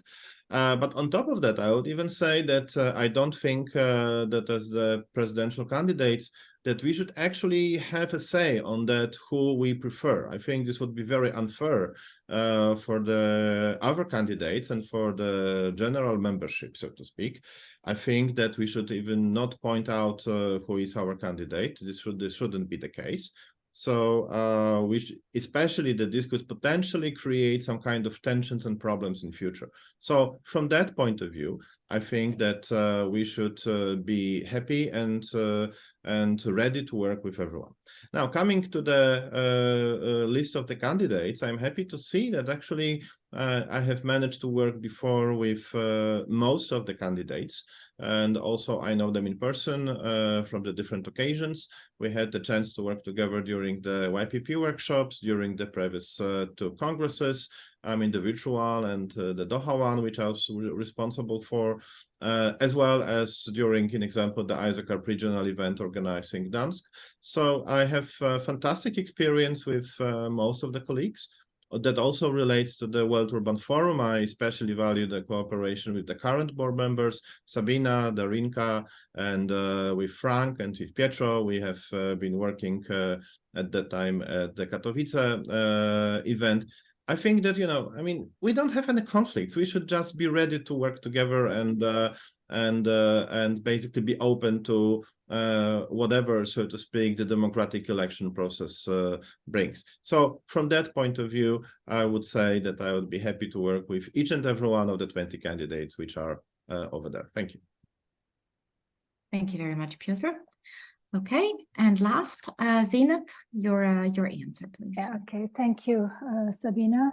Well, actually, again, this is a tough question. I mean, maybe not an appropriate question, I would say. I'm sure it wouldn't be appropriate to point out any names. I don't know some of the candidates, but of course, I know some of the others. I worked with them, or I know, if I didn't work with them, I know them from their work that they have done for the society and so on. So I would rather than putting some names, I would go with principles again, which relates to the previous question, actually. So I would say that I would like to see more women, more geographic diversity, experienced colleagues as well as younger colleagues. And I must also emphasize that this is a member's choice, of course, definitely. And I see that we have a good collection of candidates. We are lucky to have so many good candidates, and a president must be ready to work whoever is elected by the members. So I would be ready to welcome everybody if I'm elected, of course. So each and every one of them qualify in my perspective, but I would hope that there will be some attention to the principles when our membership is voting in terms of this diversity that we've been talking about. Thank you. Thank you very much, Zeynep. Thank you all. This concludes the 5th question round, and now we've reached the last one. So the question is shared in chat, and I will read it out loud. ISOCARP is first and foremost a membership of planning experts coming together to support development on a global scale. What is your vision for bringing innovation to our society and putting this experience into practice in a way that makes ISOCARP sustainable and resilient on the longer term? And for this last question, Jeremy goes first. Thank you. Yeah, what's going to secure the future of ISOCARP, as I've mentioned in response to most questions, is the sense that members have that that it is an organization they simply want to belong to. And I think the main motive that most members have had is not to not to gain particular advantages, not to have some sort of transaction that they pay a membership fee and get certain specific benefits and so forth back, but rather they have a sense that it's an association, a voluntary, self-governed association of city and regional planners everywhere, and they want to be a part of that. They want to belong to that. It does mean, of course, that they attend congresses of the ISOCARP family, that they have opportunities for, or it used to mean they had YPP opportunities and UPAT opportunities and opportunities to publish in the ISOCARP Review and give papers at congresses and participate in the increasing number of events online and the other channels online and so forth. So of course there are benefits, but the primary motive is that just belonging to an organization of self-governed association of city planners around the world is the principal motive. So this is an opportunity to try to, for the members, we the members, to return to that after a period, let's say a decade, of distractions, of going commercial, of dividing into two, of necessarily because of all that fragmenting and fracturing the kind of sense of the ISOCARP family that we used to have. So I would say again, read the statements carefully, and in voting for the president, number every box 1 to 5, and in voting for members of the board, number the boxes at least up to 10, or keep going if you wish. Thank you, and good luck to everybody. Thank you very much, Jeremy. Khalid, last answer. Well, again, I don't want to repeat what I stated in my candidate statement, but I have 3 main objectives. And one is, as I said before, a society of members for members, but and to maintain that is we have to have a financially resilient and sustainable ISOCARP. And this entails that we really look at pursuing new opportunities worldwide, which again takes us back to the concept of globalization and the concept of a global outreach program, but also expanding the existing program to the current ecosystem or some other kind of mode that we may consider, and also creating a crisis fund. And I think this is quite important to support society in times of crisis. And we've seen this during the pandemic and how that has affected the society. So we want to make sure that there's enough funds available to make sure that we're not only just dependent on special funds. And being transparent and also globally inclusive, I think, is a very important issue. And here is there's an issue specifically when I go on to go back to the concept of how we will do that, and how, as Jeremy was mentioning, the current institute is being run and whether that will continue or not. I think there's members have the right to really see what's going on, how the process is being managed, and we have to discuss this among the board and share with our members. And we have to come to some kind of conclusion on how the current, when the institute was started, the concept was not to be a total separate entity on its own. The concept was to consolidate and formalize activities and not to separate it from the society. Otherwise, it just becomes like a mother company and a sister company and becomes more commercial. And this is not the intention. So I think we really need to revisit that and consider how we are going to deal with that. There are some ideas, but we would like to discuss that with our members and see how we should make sure that the institute is backed as part, a major arm of ISOCARP that really supports ISOCARP in its and formalizes the activities that are and projects that are taken by ISOCARP. we should consider innovative outreach programs. I think one of the important issues, and we have to look at, is this concept of maintaining our members and inciting more membership. And to do this, we need to see what are we providing for our members. So added value is something that we really need to look into, added value for our membership. Just one last comment.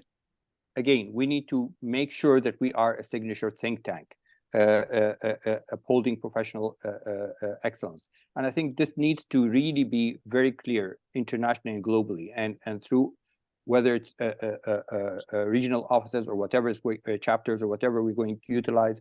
I think this is something that we really need to be involved in and make a statement, clear statement about. Thank you, Khalid.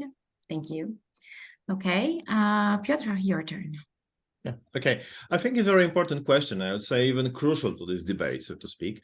And I would like to come back to the Judith's thought expressed in the chat that actually ISOCARP was conceptualized as extremely innovative organization at that time. At the time it was created. And I think it still is, but we need to reinvent this innovativeness, so to speak, of ISOCARP.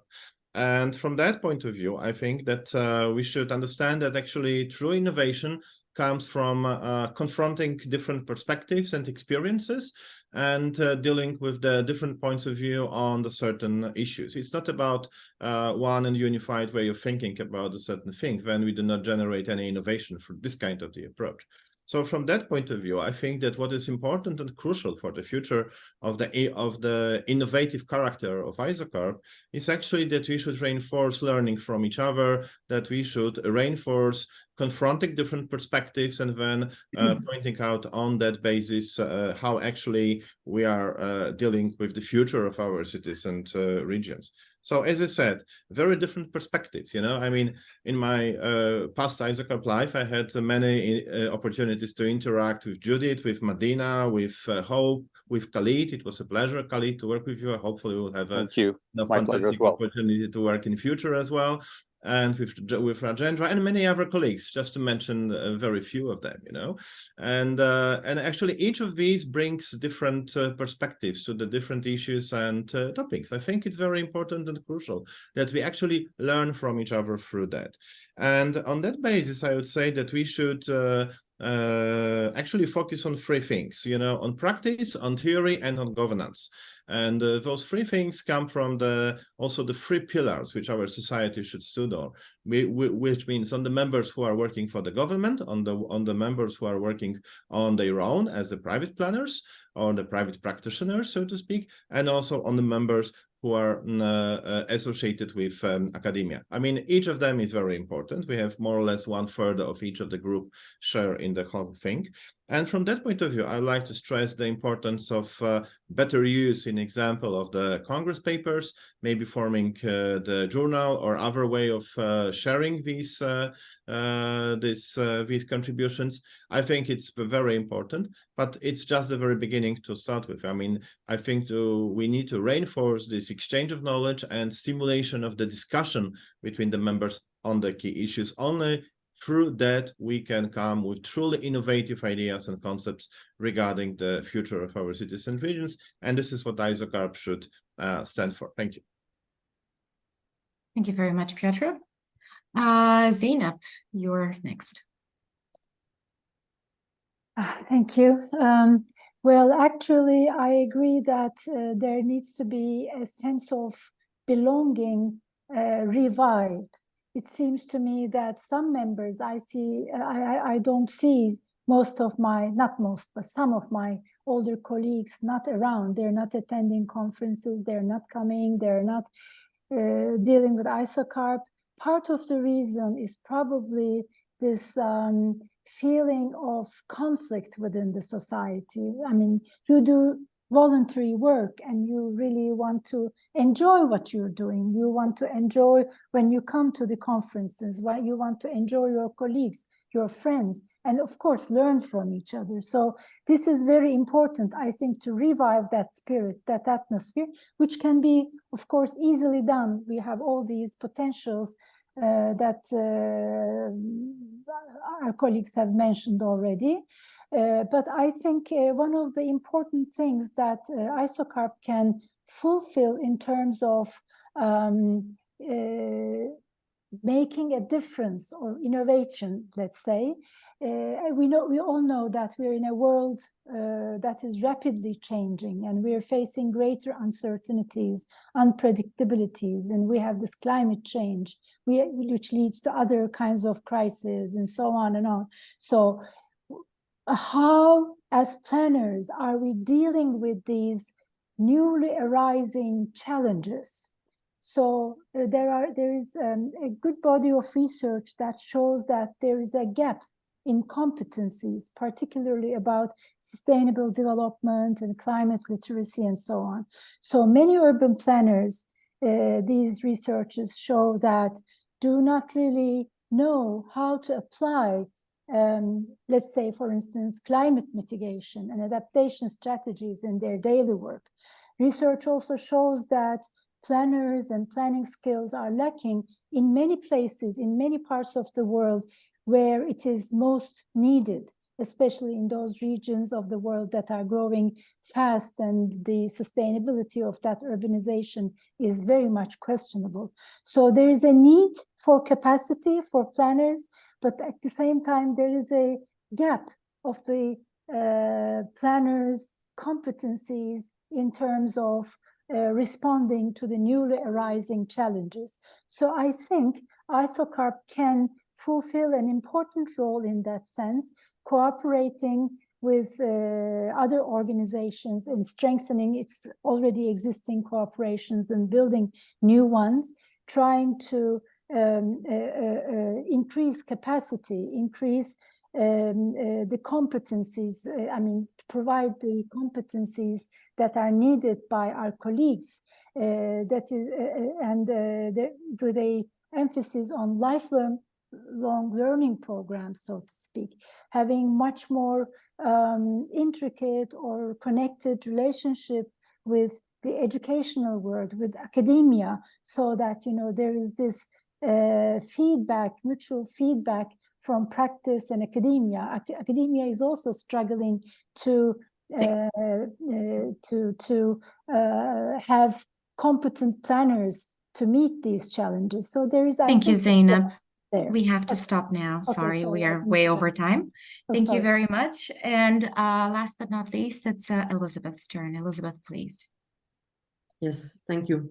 I start with two items I couldn't mention because my time was too short, that in fact the candidates for president, and I think that is really a pity, they have a lot of the qualities, dedication, knowledge, and nice visions forward, but they cannot be candidate for the board. So I think that's really something we need to rediscuss. Second point I want to make is the secretariat, often perceived may be different, but I worked with them daily for a year. They do so much more than they're supposed to do. They also have a lot of the qualities we want to find in board members. And what I rather see is that there are gaps in some of the terms of references, and that's something we should address. When it comes to innovation, again, I don't see that as a goal, but a means to move forward in the various of my key areas. Some short examples, but you find them in my statement. Nurturing a healthy foundation, for example, thinking of diversifying revenue and becoming more sustainable. It also means we can innovate in some tasks and roles of board members. For instance, a higher dedication to sponsorship or donor partners, and see what we can do there. A donation fund. Again, I've been confronted 2 years with young low-income country planners that cannot afford. So how can we support them? Similar for conflict areas. In the area of empowering members, there is a lot to do, and I'm sure our members have a lot of ideas to create the spirit of the family and the real connection. I found it in some of the new activities we created, but to expand this, we definitely need a real functional, innovative collaboration platform that is really tailored to ISOCARP members and accessible for everyone. It can also be very simple discussion platforms. We experimented with an urban cafe, this virtual congress, and you will see it on some comments on social media. Very much appreciated also to start that type of informal cafe. Shortage of planners, especially in the high critical areas of the world. So there is a huge opportunity for capacity building, again, and innovation. I mentioned some examples also from face-to-face meetings and summer schools to much more digital versions. My third area is on championing women and diversity, also there, innovating in awards and maybe evolving with the challenges in our world, also there. So one of them, women in planning, and others to perhaps rethink and upgrade. And then last but not least, leveraging ISOCARP globally and increasing our impact. We have to innovate also in setting the agenda and invest there, climate action, AI, underground urbanism, and then also in communication, because we can increase our impact if we also do innovate in communication and maybe completely different type of partnerships that can flow out of this. Thank you. Thank you. Thank you, Elizabeth. Thank you, everyone. I will now pass the baton to Rolf for closing, but really, truly, thank you for taking your time and for your valuable messages. And I hope that all members will be able to see the value of what you have been transmitting today towards all of the society. Rolf? Thank you so much. We are almost finishing the time, but I want to first, thank you very much, Sabina. You have done a very good work moderating this. You are very talented, and thank you so much for that. Dara, also, thank you very much for checking the chat, for admitting members, etc. I was taking notes. The question for each one of you is a very simple one. We want you to summarize. Imagine you are finished with your period.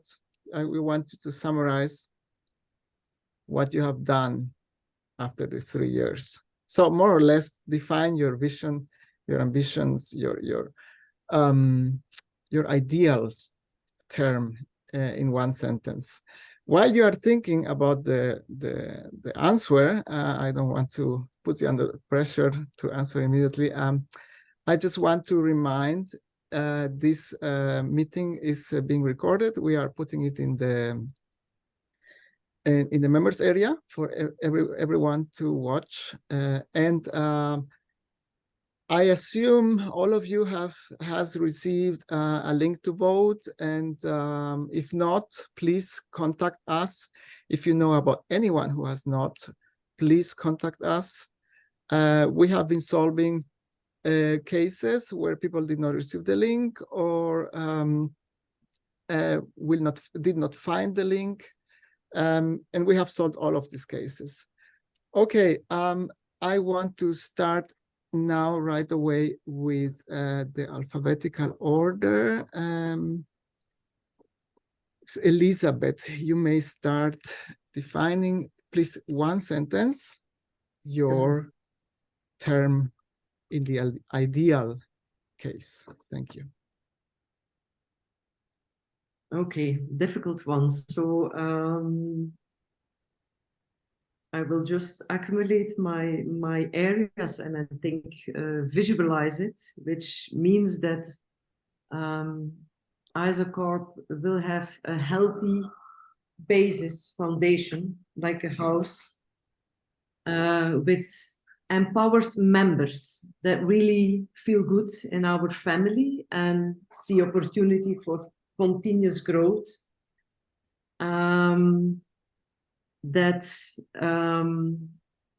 balances or makes more equity in the world by supporting, for example, women in leadership and more underrepresented countries, and really is the go-to place as a critical independent society that keeps on pushing the boundaries for the good of society and our planet. Thank you. Thank you so much for keeping it so short. That's excellent. Please, Jeremy.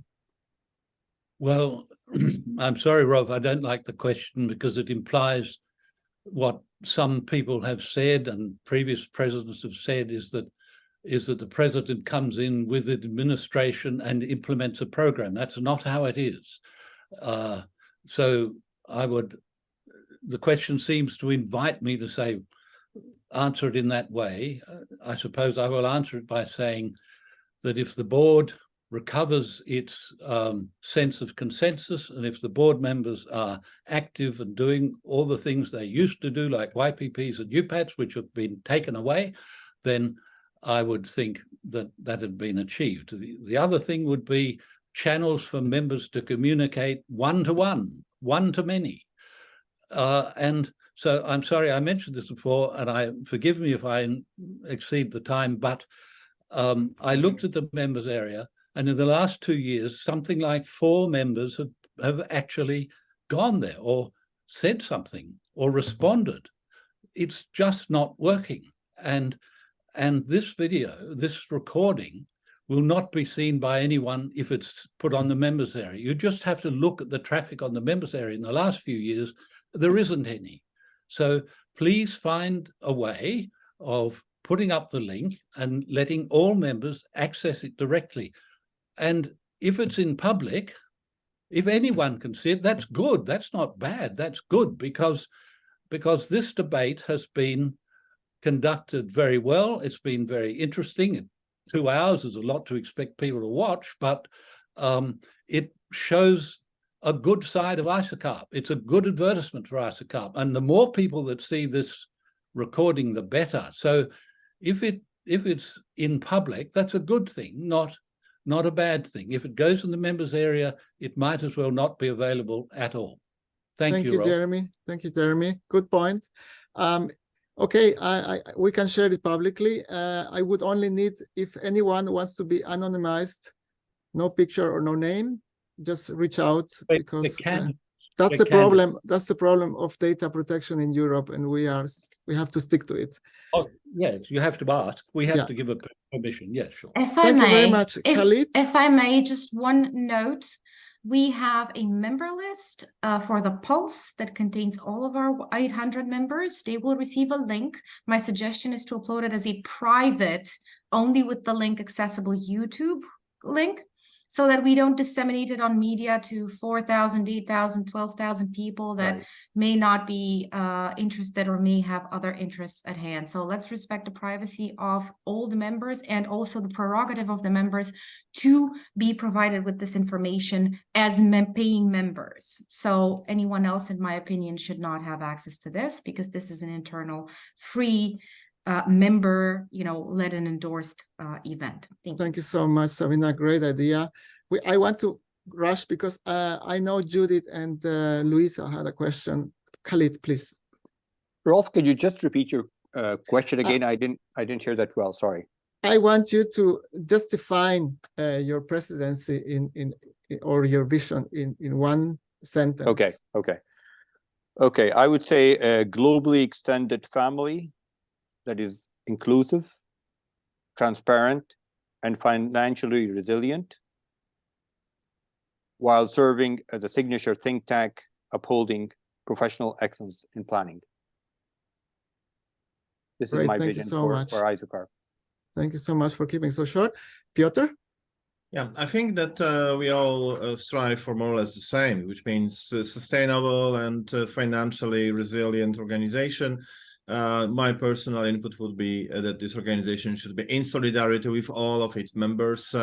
Doesn't matter where they come from or what kind of position they do represent. But also on top of that, I would like to wish for each and every one of us that we shouldn't have any more conflicts or fights. We should, instead of that, should have a kind of creative tension and creative discussions on the future of planning and on the future of the profession, but also on the future of cities, regions, and communities. So I would like to stop that, but let me take the opportunity to thank Sabina, Dara, and Rolf for putting together this event together. I think it was especially important for each and every one of us to understand what we are standing for. And thank you very much for such a nice preparation and moderation of that. Thank you. Thank you so much. I think it's only now Zeynep, please, Zeynep. Well, okay, most of everything is already said. But I think I would agree with my colleagues. First of all, I would like to see this sense of belonging repaired. I would like to see a harmonious relationship without conflict. And of course, we don't have to agree, but that discussion has to open up new visions. We have to learn from each other. I would like to see people trusting each other, learning from each other, and this mutual trust, I'm sure, would lead to a more progressive society. I would also like to see ISOCARP positioned in this world of crisis, in this world of injustice, in this world of a lot of threats, position itself in terms of how it approaches to these pressing challenges, and what is the message that ISOCARP can give to the world about these pressing issues, let me say. So I would like to see ISOCARP positioned vis-a-vis environmental destruction, vis-a-vis climate change, vis-a-vis social injustice, and so on. So firm position, I would like to see. Thank you very much, Zeynep. So we have then finished the rounds of questions. Actually, and also, we are sorry, thank you to all of you for providing this very nice gathering and lively discussion. Of course, Zeynep, it's our duty. We were Time. appointed to do that, and I think we're doing excellent. No, we're trying our best now. We're trying our best.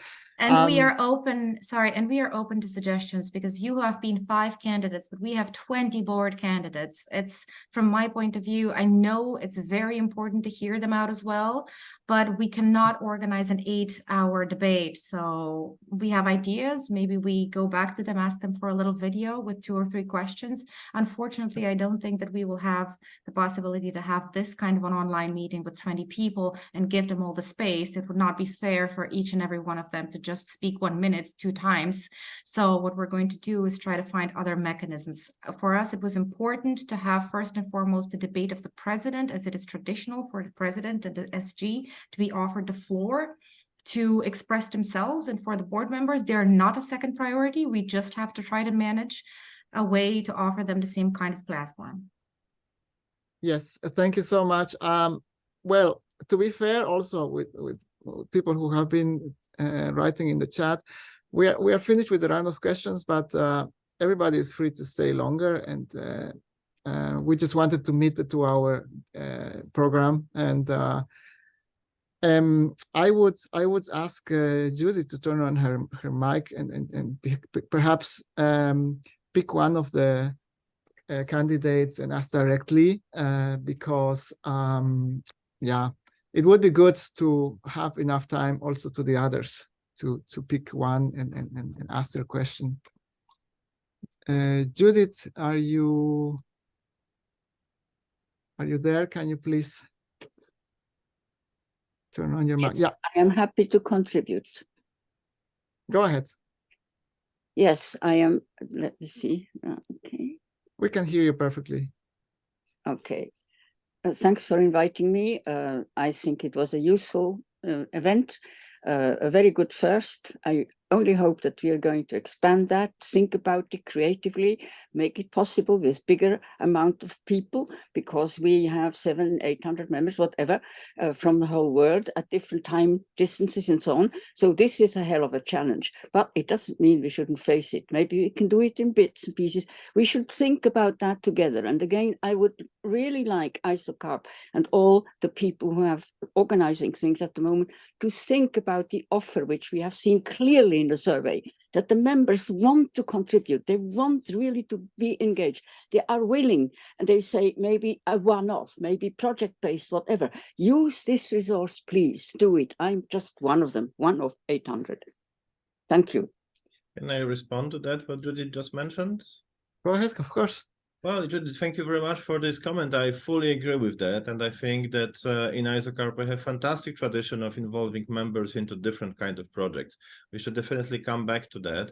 And that's actually why we have ignited, so to speak, the YPP workshops. You know, I mean, we have organized the first one in Gdansk. Now Rolf is organizing another one in Spain, and it opens options and opportunities for many YPPs. And also it opens options for the potential tutors who are selected among our members. So we are coming back to the fantastic tradition that Zeynep was part of for many years, and later on I took over when another Zeynep was or is still responsible for, and Rolf is taking over, you know, since Toronto, I think. So I think it is a great tradition, and we should just, you know, expand it and come back to all the other things which we used to do and which we might do also differently. I mean, there are many different options that we are doing, and I think this was a fantastic thing that actually was initiated by the current board, which means these ISOCARP regional events. Again, we have organized the first one, the second one in Gdansk last year. The first one was organized by Manfred in Vienna, that Judith was also participating in. And, you know, I think it would be super good to have that also as a kind of vehicle for bringing more ISOCARP members and creating more ISOCARP opportunities. I was inspired with this thought, and I'm actually considering, you know, making it more accessible for the different colleagues from ISOCARP.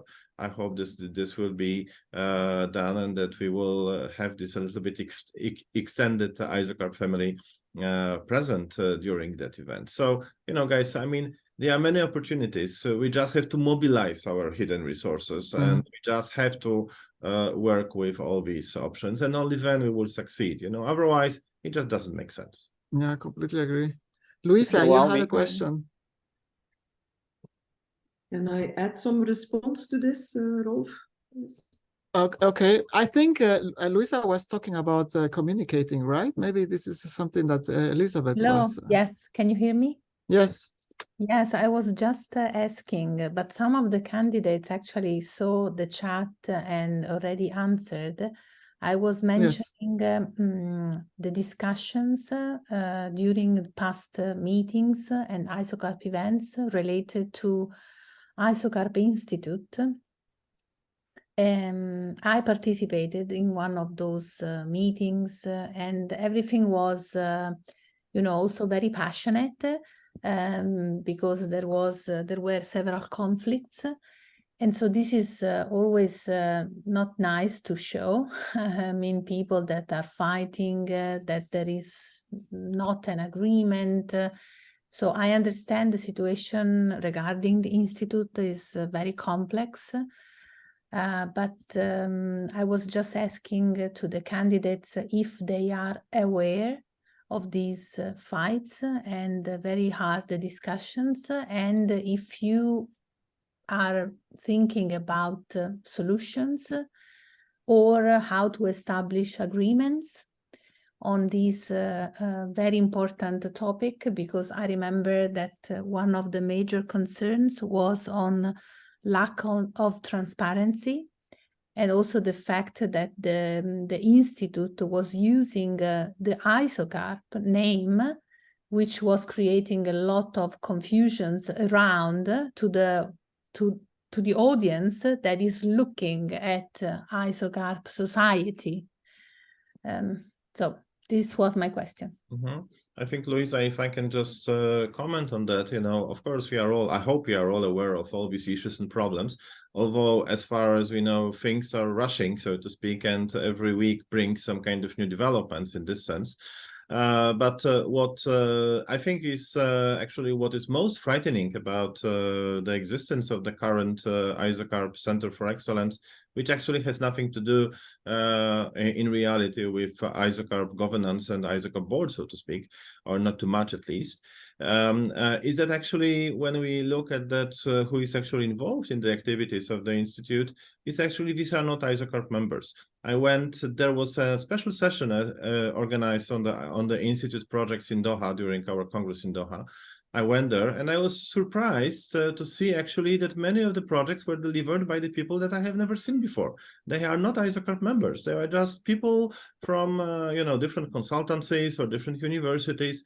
They are great. They have fantastic portfolio. They are super good.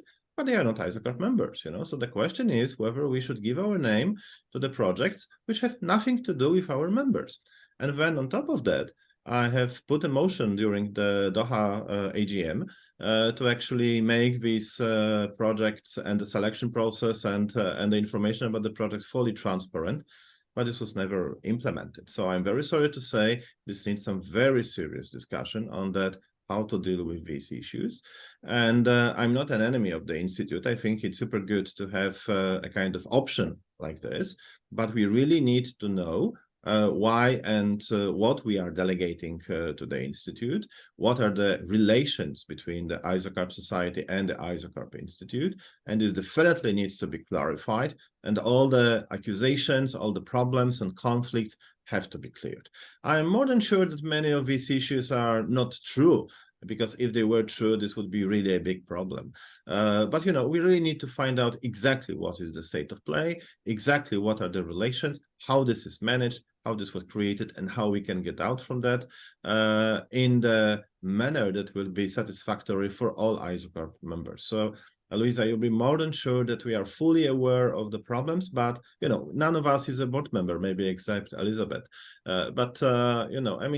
We have to find out how does that really work. So I don't want to start another huge discussion like during last AGM on the issue of the Institute. I think we could talk for hours about that. But what is important is that, of course, we know about the gravity of the whole situation, especially that it might bring that if we continue like this, it might bring a big danger for the core mission of our society. Okay, thank you for the contribution, Khalid. Please, if you want to say something short, because we need to close. Just two comments quickly. One in response to Judith. Hello, Judith. It's nice seeing you again after such a long time. I think one of the important issues, as I always say, is our society is based on a family, an extended family. And this is what's nice about ISOCARP that differs from many other societies worldwide. And I think over the years, to an extent, we have lost that. We have lost that in a certain part, and we have not engaged them. And we can see here now we have 20 members, and there's 5 of us who are nominated for presidency. So there's only few of the 700 members that are participating in such an event, which is really sad. You would have thought at least you would have 100 or 150. And this is a red flag that we really need to consider. We have to engage our members, and we have to be innovative about it. We have to talk with them and come up with solutions on how best to do that.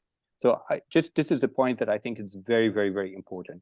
The second point is going back to to the Institute, which I had at one point in time served as a vice president. And when David Prospery started the Institute, and when I came on board, and when David Prospery passed away, we decided to move the Institute as a board and as a vice president at the time, from the concept of being an institute as such into a more of a center of urban excellence. And the idea was basically, when developing that, is to make sure that we formalize and consolidate all the projects and activities that are within ISOCARP, within the Institute. So the YPPs would be a YPP in the Center of Urban Excellence, but at the same time will be run by the vice president for YPPs. But this never happened. What has happened is totally different and differentiated from what we had in mind. And it has really alienated many people in the society. And the concept was to utilize this as an entity with 4 arms for research, consultancies, training, and so on, to help the society make a resilient financial background. But instead, now it's all the funding is going to the Institute, as opposed to really coming back to ISOCARP, which originally the Institute was part of ISOCARP and still remains, but yet the board, as I understand, has no oversee over the institute, which is something really needs to be reconsidered. And we make sure that whoever comes as president make sure that the institute is an integrated part of ISOCARP, and that it's really transparent to the board members and to membership, not only to the board members, but also to membership. And I think I always say we should have at least once every 3 months a balance sheet, a physical balance sheet that is on our website, to just the basic outlines. What projects we're doing, what money came in, what money went out, and how, and so on. I think these issues are important if we really want to maintain a family. I mean, you can't have a family when you're hiding information from your family members. So you really need to consider how to deal with those issues. Khalid, Sorry. we're sorry. We're going on a lot of time here. This was really a closing statement. We do not want. Elizabeth has asked to talk after between Piotr 1 and Piotr 2. But Madina was also asking. Look, this is what I'm proposing. Khalid already mentioned this. It's about having some breakout of the budget transparently on the website. So I totally agree. So I don't have any issue. Thank you, Madina. I would like, in closing, to just offer 30 seconds for Elizabeth, because she tried to make a point earlier, and then this is the end of the questions. We are already 20 minutes overboard. Thank you. Yes, thank you. Maybe quickly with regard to the Institute, I think 3 key points mentioned by Piotr. There was the demand from the members to gain oversight, and current proposal does not guarantee this. This is very important. Number 2, there have been a number of misunderstandings that certain activities cannot be done by the society, while they can absolutely be done. In fact, the law even says that you have to show you're doing activities and gaining income, so you were a healthy society. And it is just a matter of putting what you get in back into services for society. And number 3, the previous board, we have developed options, and those options were meant, well thought, different scenarios to be presented to the members, because we're talking about such a huge impact on the structure and functioning of a society, that this needs to be discussed with the members, and that hasn't been done either.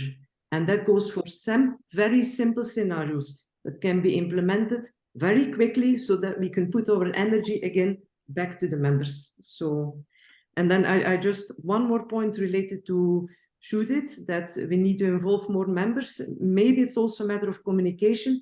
There have been really initiatives of involving more members and new initiatives, and maybe new members, which for me are really promising. They're like pockets of collaboration and a family, and that's probably what we need to extend to the bigger family. But it is certainly existing, so we can build on that. Thank you.